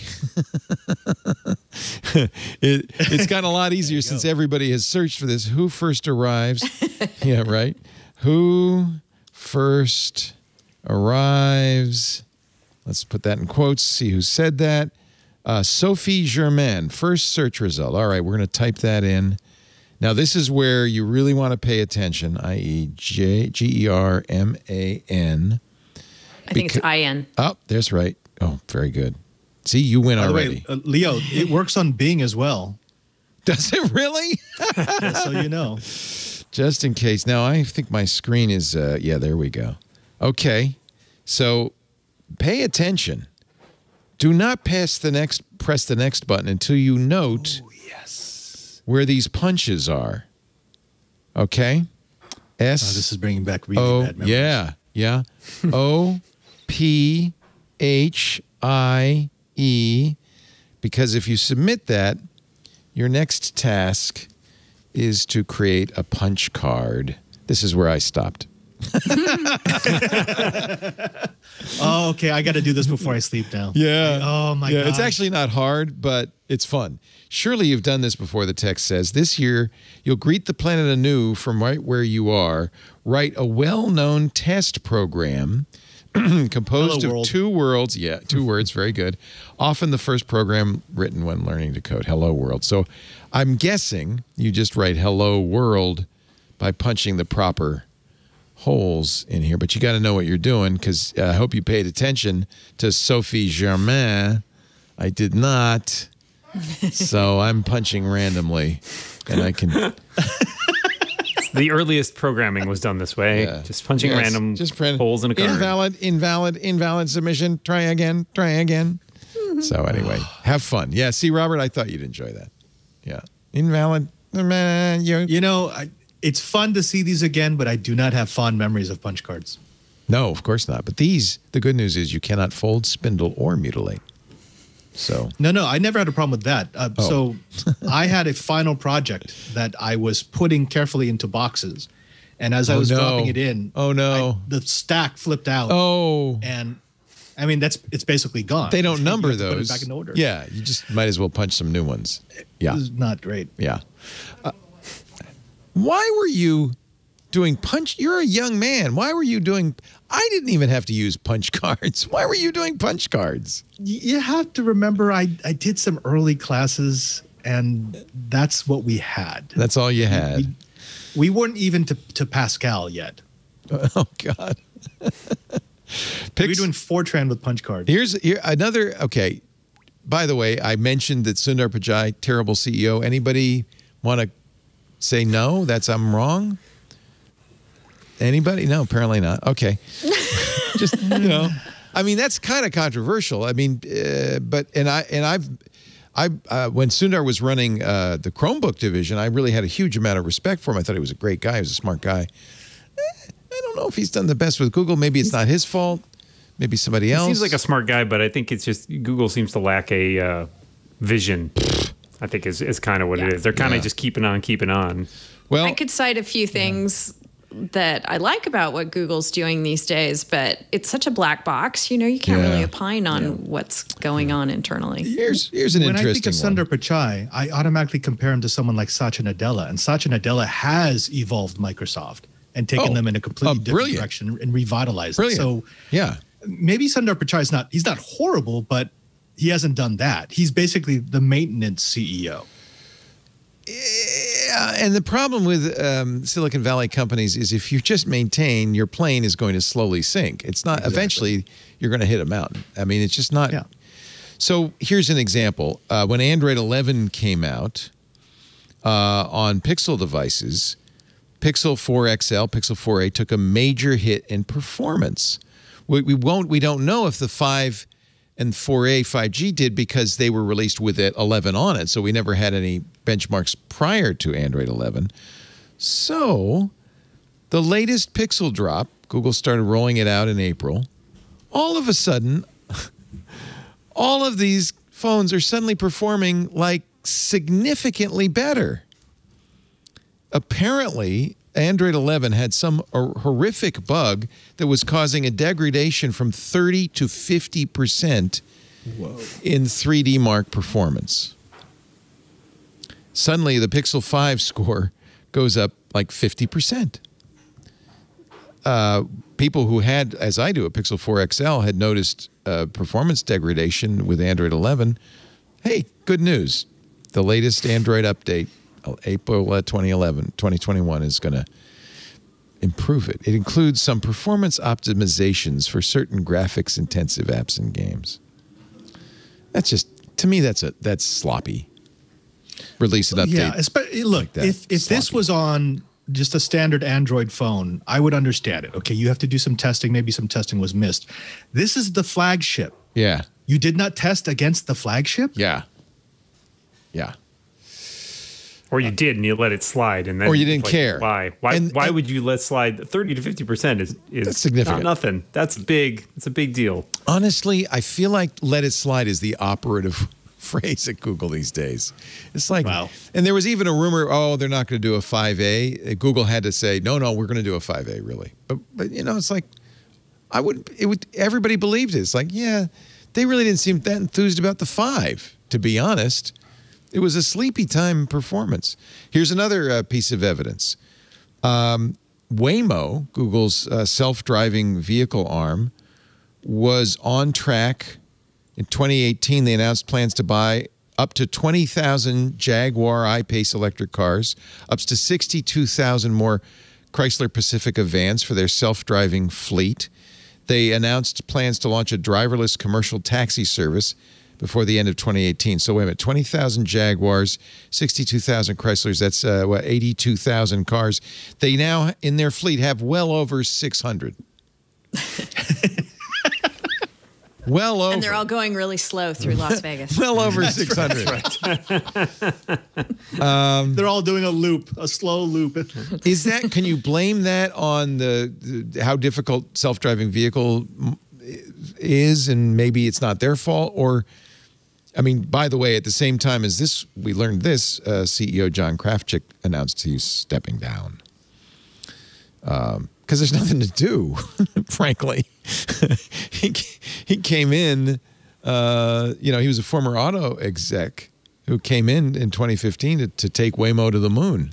Instead, we got about 600 cars.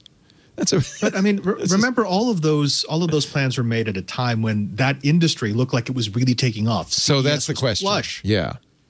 And then they realized, wow, this is actually a lot harder than we thought it was going to be. The technical difficulties. So maybe this isn't way off the Google's scale. fault. This is just the way it is. Yeah. Well, I mean, and there were a bunch of setbacks with some of the accidents that happened, right? You know, with a lot of the self-driving tech. I think that has also made people more cautious, slow down about sort of full steam ahead when there are, you know, a lot of problems that need to get ironed out. Somebody said they should name it way less.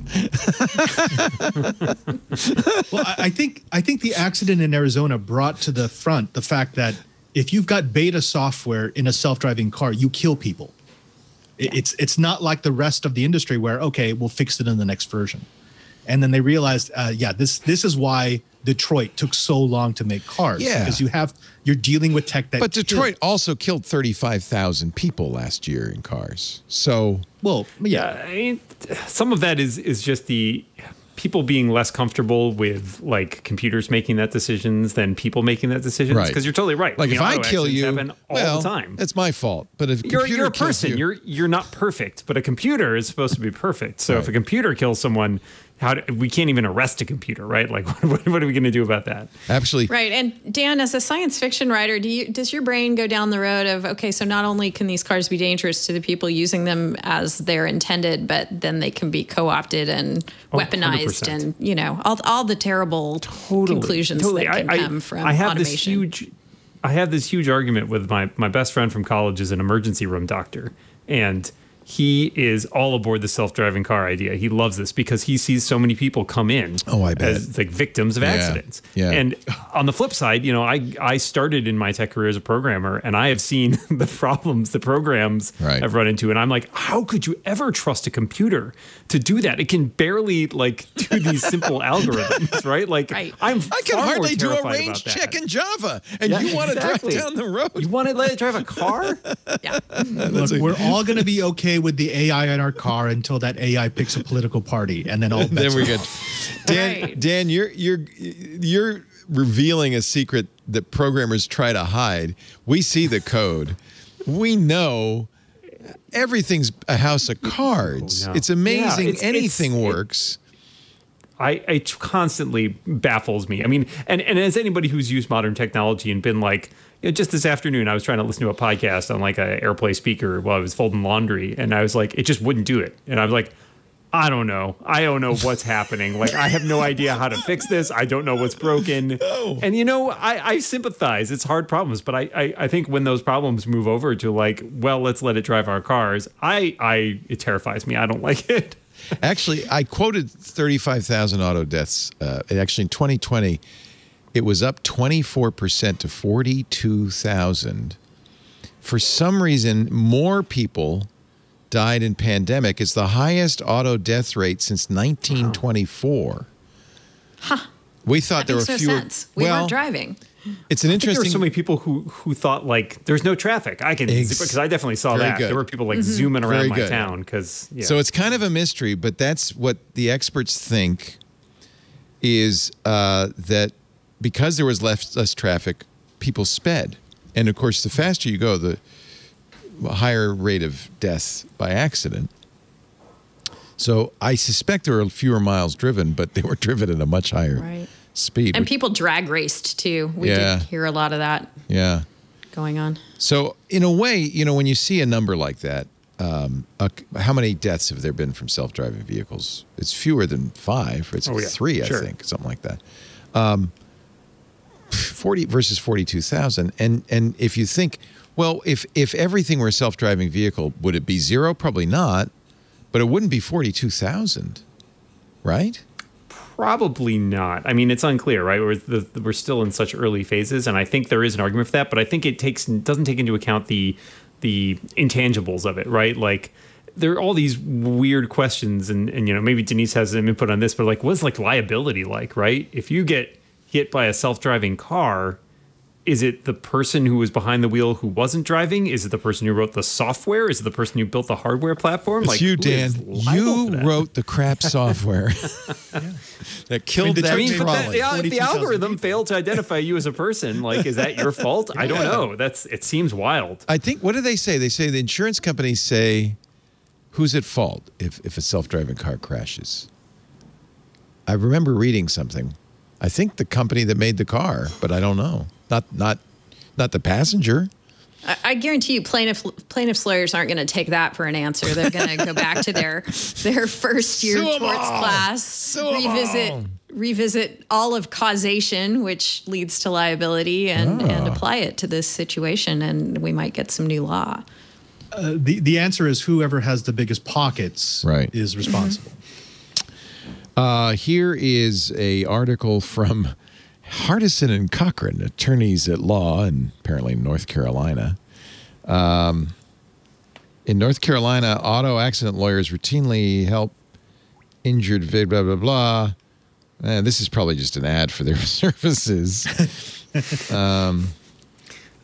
Self-driving Who's responsible? In general, liability rests with one or more, to your point, Denise, of 3 options. Human error, vehicle malfunction, lax government oversight. Yeah, the government's got deep pockets. And improper design and manufacturing. So let's just sue them all. Right. Yeah. The only person, I guess, not responsible is the guy in the back seat. And maybe even he caused a problem. We don't know. Facebook facing a little scrutiny because, oh, golly, another 500 million user information leaked. This is old information, right? Except as the story evolved, Facebook looked more and more culpable. The data from roughly 533 million Facebook users included things like profile names, Facebook ID numbers, email addresses, and phone numbers. I mean, this is all stuff that, you know, is probably out there anyway if you're on Facebook. Facebook said initially, oh, this is the breach we reported in 2019. We fixed that in August of 2019. But now we're starting to think that it actually was scraped from Facebook by using a Facebook tool. And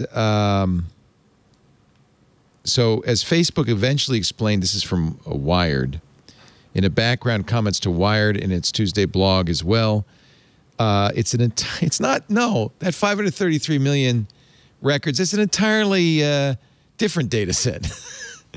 This one was created by abusing a flaw in the Facebook address book contacts import feature.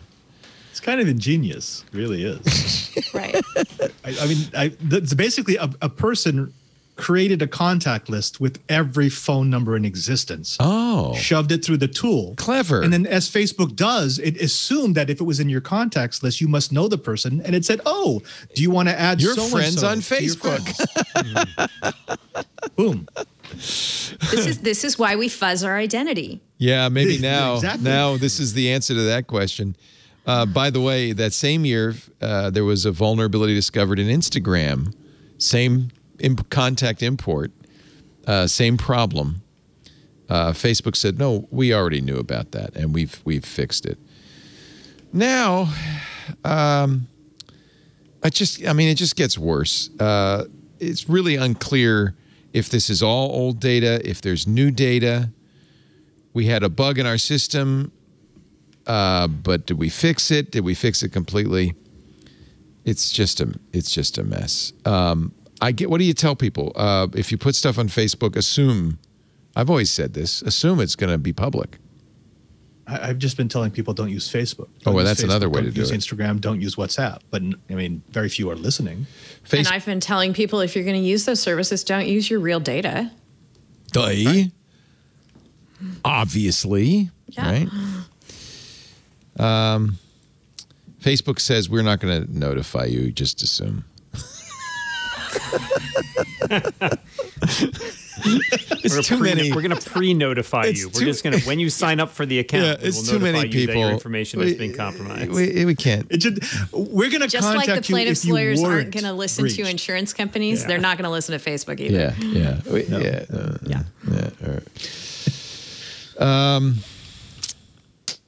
Microsoft is apparently in talks to buy Nuance. This for me, the illustration here is a little fish being eaten by a big fish, by a bigger fish, by a bigger fish, by a bigger fish. Nuance bought up all of the the speech to text software that was on the market, right? And at the time, a lot of fax software. I don't suppose that's much of a profit center anymore. So Microsoft had its own. Remember, they had Learnout and Houseby, I think. And then this collapsed. There was Dragon, Naturally Speaking. Nuance bought it. It collapsed the whole market into Nuance. Revenue of $1.48 billion on a net income of $91 million. They lost $217 million the year before. Microsoft apparently they just want to buy everybody. Are they still talking about buying Discord? I don't know if that's still on the table. I think Nuance used to be the one that underpinned Siri in the earliest days. Siri used Nuance. That's right. Yeah, they used their technology, but it was one of those things that like everybody kind of knew, but Apple had never specifically said, I think. And then Apple, of course, because it wanted to control everything, it built it all in-house instead. So that makes sense. I think that probably caused some of their popularity to go off a cliff. That's where they lost $217 million. Who knows what Apple is paying? So much both between the fact that Apple did it and everybody else, right? Like Amazon was doing voice recognition and Microsoft's doing voice recognition and Google's doing voice recognition and all the big tech companies started doing it in-house. Nobody needs Nuance anymore. Right. The price is $56 a share. I don't know. I should have been prepared. I could have looked up Nuance's stock price, but I'll be frank with you. I don't really care. This is another one. It wasn't that I didn't care. I just couldn't bring myself to watch the monkey playing ping pong using Elon Musk's Neuralink. He's got, see the big wire in his head? Oh, my God. Did anybody watch that so I don't have to? I only watched it because it was on Fallon, and Fallon's joke was then the monkey took a call from his buddy monkey and asked how all those shampoo trials were going. And, hey, I'm just here playing pong. I feel so bad for this poor macaque. They put a chip in its head. And by the way, to show you how little they care about the monkey, its name is apparently Pager. Oh my God! Come on, man. Really? You couldn't come up with better than Pager? And my brother BlackBerry more recent PDA. My brother PDA. Pager is at first shown using a joystick, then eventually using only its mind. What is he? Is he vaping there? What is that? What's going on? What's going on there? What the hell? What the hell have you done to this monkey? Why are we just turning monkeys into the worst versions of ourselves? This is like sitting around all day. This is not progress. This is just annoying. It's bringing them down to our level.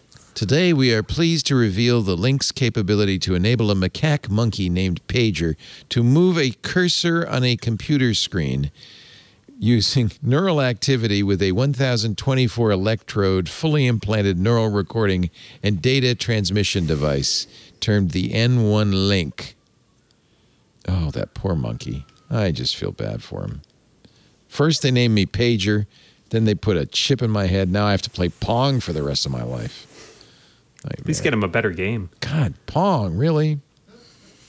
But would you want a Neuralink if it would make your Call of Duty scores much better? If I could play Valheim without actually getting out of bed, maybe.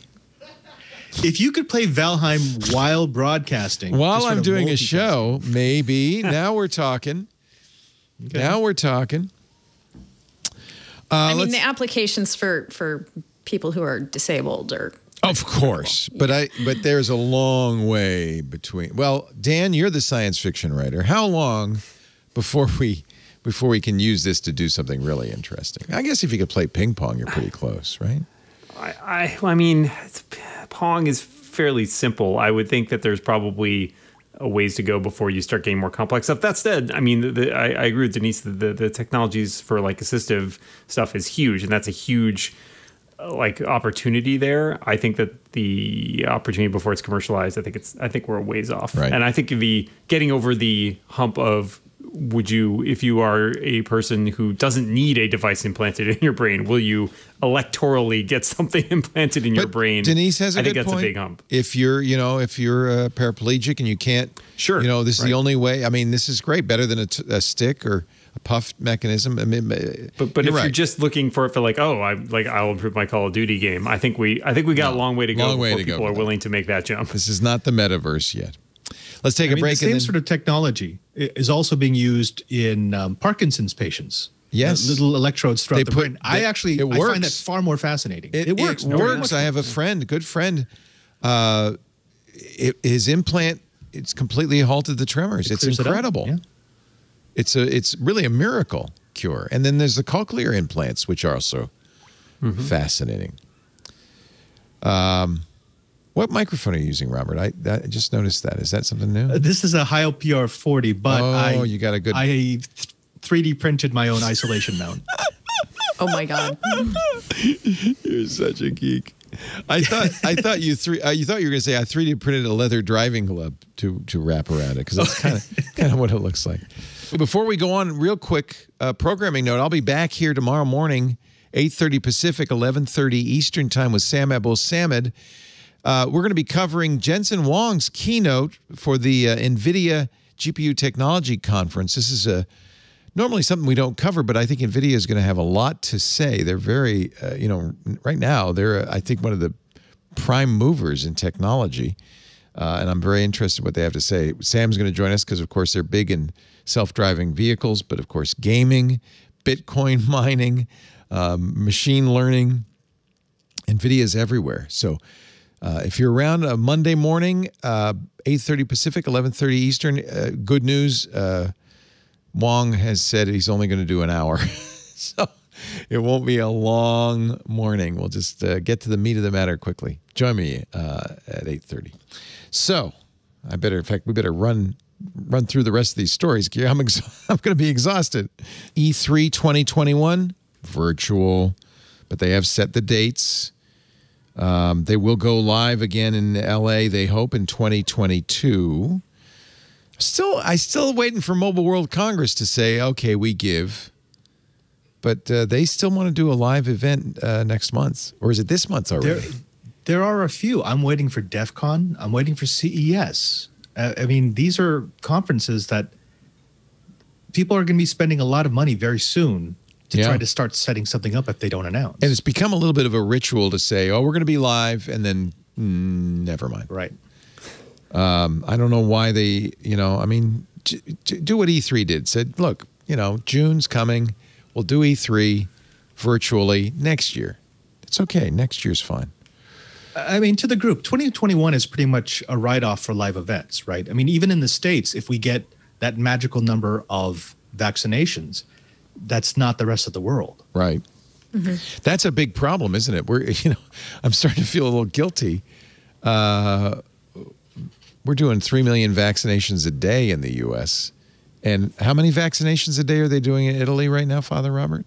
It's like 15 or 16 maybe. But it's not for lack of trying or wanting to do it. You can't get them. Right. We bought them all up.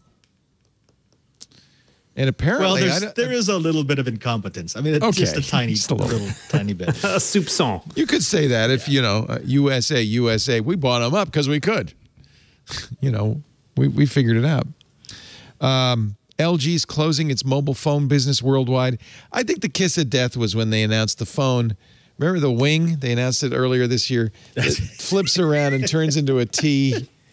I thought it was cool. I heard it was terrible, but I like the idea. I like the thinking outside the box. Yeah, it's outside the box. LG always seemed to do good. Yeah. They did like weird stuff that nobody else was ever going to do. Yeah. It didn't work for them, but I appreciated it. There were some really nice LG I like phones. outside the box, but at some point, someone in the testing lab should have held the phone and said, "There's no good way to hold this. What are we doing? I need to rethink my life." Are we trying to fly? What is going on here? I think the nail was already in their coffin, unfortunately. Speaking of maybe that was coffins, the last ditch effort. Nice segue for me. Empathy is out of stealth. A digital assistant aimed at bereaved families. Oh. It was only a matter of time. This feels like something out of a science fiction novel, Dan. Yeah, that's So what I is this want. like a That's what I parking want. page for social media accounts? Is that the thing? We provide a Probably more than digital that. companion in the form of native apps that are built to empower bereaved families. What? Okay, the CEO says it's like GPS for the recently bereaved. Now do you understand? No, that's not a problem anyone has. My Where's bereaved the aren't body? really moving. It's an AI-based They are platform. moving. You have bigger problems. Okay, we shouldn't laugh, but it's funny. Okay. Speaking of end of the line, Logitech is discontinuing Harmony remotes. This is criminal. These are the only good universal remotes. I just had to buy one of mine, a button died on it, and I couldn't find that model anymore. And so I bothered one of my co-hosts on one of my shows, and he's like, "Oh yeah, I don't use mine more." I was like, "I'll send it to me." And I'm like, now when this one dies, I will have no recourse. Like, because I love my Logitech. It's not the best. It's time to start hoarding. It's time to start hoarding. It's one of those Buy a things where dozen it's of like, them. it wasn't that it was good, but it was so much better than everything else that was out there. Right. I've used some other ones, and they just all fall flat. The secret sauce was the database, right? Because it knew how everything worked, and you could just say, I have this, this, and this, and the database would say, good, we've programmed your remote. It was so much easier than anybody else. Worked nicely, too. Yeah. Yeah, and it's just smart, and it was flexible, and the software was terrible, but it worked. Harmony says they will continue to maintain the database. We're just not going to manufacture anymore. And I have to think they said the business is too small, and I have to think it's been shrinking because nowadays, used to be you'd have 20 remotes on the sofa arms, right? But nowadays, really, you have a streamer. That streamer remote turns on the TV, turns up and down the volume, and then plays the thing back. You probably don't need a Harmony as much. Yep. Yeah, and I think most TVs come with, like you said, either the TV or the streamer. Something comes with a programmable remote that works with everything. Yeah, yeah. So, and then there's CEC. So my TV, I have Xbox on it, Apple TV, and a Google TV. Oh, and a Nintendo Switch. But I turned on CEC, and no matter if I just pick up the remote for one of those devices, the TV turns on, switches to that channel. I use it, and I turn off the TV. So I guess it's really become easier. And most of us have TVs that have apps that are updated That's and true current too. and perfect for 5-10 years. So it's just the the times are changing. Right to repair very much in the news. Colorado has decided to deny the right to repair after stories of environmental disaster and wheelchairs on fire. The right to repair bill died in the Colorado state legislature. 3 hours of testimony from business leaders, disabled advocates, a 9-year-old activist.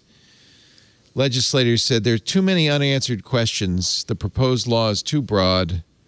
It's not the only state. About half of the states now are considering right to repair laws. And I think there's even a right to repair federal right to repair movement. But actually, Colorado's law was only 11 pages. It was pretty simple. If you own it, you can fix it. Period. But there's too many unanswered questions. Says John Deere will be very happy. Yeah, is John Deere in Colorado? I'm sure they lobbied like everywhere. crazy. Yeah. No, but I mean their headquarters. Anyway, sad, but not the end for right of repair. There's a good. Who did the interview with a System 76? Louis Rossman did a good on YouTube. Did a good interview with the guy, an engineer at System 76 on right to repair. Highly recommended. And there is finally. There's nothing to watch on TV, so we're just going to keep doing this show for the next 18 hours because streaming services have finally run out of TV. Is that true? Bloomberg says it's true. We knew it would happen sometime. Production was halted for months because of COVID. It started up again, but it takes a long time to put a show out. I don't know. I have to say there don't seem to be very many good movies on. The number of originals on Netflix has declined 12%. It usually goes up every year, so a drop of 12% is significant. HBO's biggest releases in March. A recut Justice League, the Zack Snyder cut. Hey, that was one movie that lasted as long as 3, so that was that was good. Wait, have you watched it? Yeah, I never saw the it? original. I loved it. Yeah, I thought it was great, and I did see the original. I watched it over 3 nights because it was 4 hours long. But I'm not a comic book fan, and I didn't see the original because it was so badly reviewed. But I thought it was good because as a non-comic book fan, I liked all the backstory stuff. Mm-hmm. Why did you like it, Denise? What? I thought it was a better Wonder Woman movie than the last Wonder Woman movie. Well, anything's better than the last Wonder Woman movie. That was horrible. But you hit it. I loved all the backstory stuff. Yeah, that's what he added, right? I never watched the Superman, Batman, Dawn of Justice. And I'm a DC guy. Watch that. I mean, I am not a Marvel fan as much as DC. I grew up on Batman and Superman, so for me, I like that. I like to see them. Mm-hmm. I'm teaching a communications course at the Gregorian University, and one of the chapters I did was on editing, on color correcting. And I do side-by-sides from the theatrical release and the Snyder Cut to show how the exact same scenes, the exact same actors, mostly the same pacing, feel completely different when you just change the shade. Just because of the... So he changed the coloring. Yep. He reshaded it. I know there was a lot of new CGI done. They shot a lot of additional stuff, the backstory stuff. So it is a very different movie.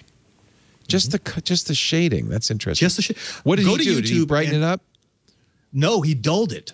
He like took away the comic book colors and made it a more dull tone. Yeah. Go to YouTube and look for Wonder Woman side by side, and they'll play both scenes side by side, and it feels completely different, even though it's the same scene. It's wonderful. Well, there you go. I have something to watch tonight. 15-minute YouTube video. That solves that streaming problem. Father Robert Balacer, digitaljesuit.com is live. You got to go there. I am going to be instantly. I already have an account on the Discord server. I think it's for Minecraft. Get Valheim up for you. And I want to play. You told me about this new game, Factorio. I almost called it Rustorio. It is kind of rusty, but it looks like a lot of fun, and I want to play that. So if I'm already on the server, what do I do to get into the other games? Do I have to because request? Once you're in the Discord server, it automatically grants you access to the other servers. Oh, and perfect. They're all digitaljesuit.com or Minecraft@digitaljesuit.com and so on and so forth. But I'm going to send you a donation because you want to finance this. If you feel like it, great. I mean, we've got this guy. He's in the chat room right now, McLevin, who has been basically offering his services and hardware for free for 2 years. Thank you, McLevin. And we just want to expand it because there is an interest. People love playing in a server that isn't completely toxic. And you never know when you might run into a cardinal. Actually, this is true. Yeah. You may not know you're running into a cardinal. Oh, he'll own you. Cardinal Tagley takes no prisoners when you play online. So the current games are Minecraft, Rust, and Factorio. You say planning upcoming games TF2, Terraria, Among Us, and my game, Valheim. Valheim I'm playing solo right now, but I would love to get in a server with some other people. You know who else plays Valheim? Who? I play. So I will be playing Valheim. You play Valheim. Good. Brian Burnett plays Valheim, and awesome. so does Alex. Oh, nice. We'll all McLevin is saying we've had the Pope. No, McLevin's. Yes, what? Is he joking? Which game? What game? Minecraft. Did he build anything? No, he looked at it and touched and typed a message. He didn't like sleep in one of the beds and make it his spawn point? No, it was basically he was just coming through the house and was like, "Hey, can you take a look at this really that's quickly?" really cool. Yeah. Really cool. Thank you, McLovin, for helping Father Robert out. That's pretty exciting. Mr. Dan Morin is at sixcolors.com, at dmorin on the Twitter, at dmorin. And his books are available at Six Color. No, you have a. Where do I go for your books? Is it Dan Morin? Anywhere. Anywhere. You can go to dmorin.com, but they're on Amazon. They're in bookstores. I've got one right here. I'll hold it up for the camera. Hold it up. Isn't it nice? There it is, the Aleph Extraction, the latest. But if I buy it from through your website, you get a cut, right? Amazon. It's not even for sale on my website, but I've got links to Amazon, Barnes and Noble, Kobo, basically any place. But if I buy it through the link to Amazon, you get extra money, I hope. Probably. I think I've got an affiliate link. Probably. On my personal He site, doesn't even know. He doesn't even know. That's my publisher does all the important stuff. Oh, yeah. Well, that means they get the cut. Yeah. Yeah, that's right. I'm just the talent. Yeah. Well, I can't wait. That's exciting. Thank you, Dan. It's great to see you again. And, of course, always a pleasure and a privilege to have Denise Howell on the show, especially when there's thorny legal questions. But anytime. Thank you so much for having me. Can I give 2 PSAs before we run? PSA time. All right. So the first is a more serious one. This week is the anniversary of Kurt Cobain's death. I don't know if anybody caught Saturday Night Live last night, but that dress Kid Cudi was so brilliantly wearing was a tribute. Both of his ensembles were tributes to Kurt Cobain. He was only 27. Yeah. That's a bad year generally for everybody. Our National Suicide Prevention Hotline is 800-273-8255. Good. It's getting harder and harder to find people who haven't been touched by this in their lives. Yep. So definitely be there for your friends and family and for all and sundry. And then on a lighter note, tomorrow is when Sam Adams starts giving away free beer. Wait a minute, actually, what? They don't give it away tomorrow. It's the day that they're going to start. I guess the first 10,000 people who post to social media. I don't know what the hashtag is, but you can look it up. If you post that you have been vaccinated, please don't post your vax card. But all you can do is post one of their little stickers or just a Band-Aid on your arm. That's going to be fine for their proof purposes. And the first 10,000 people are going to get a voucher for a free beer. Hashtag shot for Sam. There we go. And I can't believe the Boston guy didn't mention that. I didn't know, man. How could you not know? Everybody knows. Wait, why isn't Lagunitas doing something like this? Yeah, it's National Beer Day, so it doesn't have to just be Sam Adams. Beer money for the first 10,000 people. You could post the back of your card. Would that work? I know you're not supposed to post I don't the like front. the idea. I don't know all the ins and outs of posting cards and what people can do with your card data once they have it. But I don't know that I want the answers to those questions. I'd just rather you keep your cards to yourselves. Yeah. All right, I got to play because I love the Sam Adams ads with your cousin from Boston. I got to just play this one just for. This doesn't take too long. I'm double parked. Next. He's pulling his pants down. Your cousin from Boston. We're back, baby. Sam's on me. Indoor beers. Indoor beers. Did I get the shot? Nope. You saw the needle and passed out cold. Here you go. Continue to wear a mask. Next. Good luck, guys. It's a breeze. I love those Too accurate. Too accurate. Cousin from Boston. I love those. I'm from Providence. It's practically Boston. Thank you, Denise. Thank you. Thank you so much. Great being here. So much for being here. Thank you, Dan Morin, Father Robert Ballas here. Thank you all for joining us. We do Twit on a Sunday afternoon around 2:30 Pacific, 5:30 Eastern, 1:30 UTC. There's a live stream you can watch, but you don't have to because it's a podcast. We make it available after the fact. But if you want to watch us do it live, all the stuff we cut out later, it's twit.tv/live. People who watch live really should chat live at irc.twit.tv, a wonderful community forum where I get all my best jokes. You can also get on-demand versions of our show and every show we do at our website, twit.tv. Oh, that's my Sam Adams ad. There we go, twit.tv. You can also get it on YouTube. There's a YouTube channel for all of our shows. In fact, go to the master channel, youtube.com/twit, and you get links to all the shows. And little twit bits and so forth. Best way to do this, though, get yourself a podcast app and subscribe. In fact, while you're subscribing, leave a nice review for us, if you would. We really appreciate it. You get it automatically that way every Sunday night after the show is done. Thanks for being here, everybody. We'll see you next time. Another twit. Actually, big announcement next Sunday. Make sure you tune in. Another twit. This is amazing. Bye-bye. Doing the twit.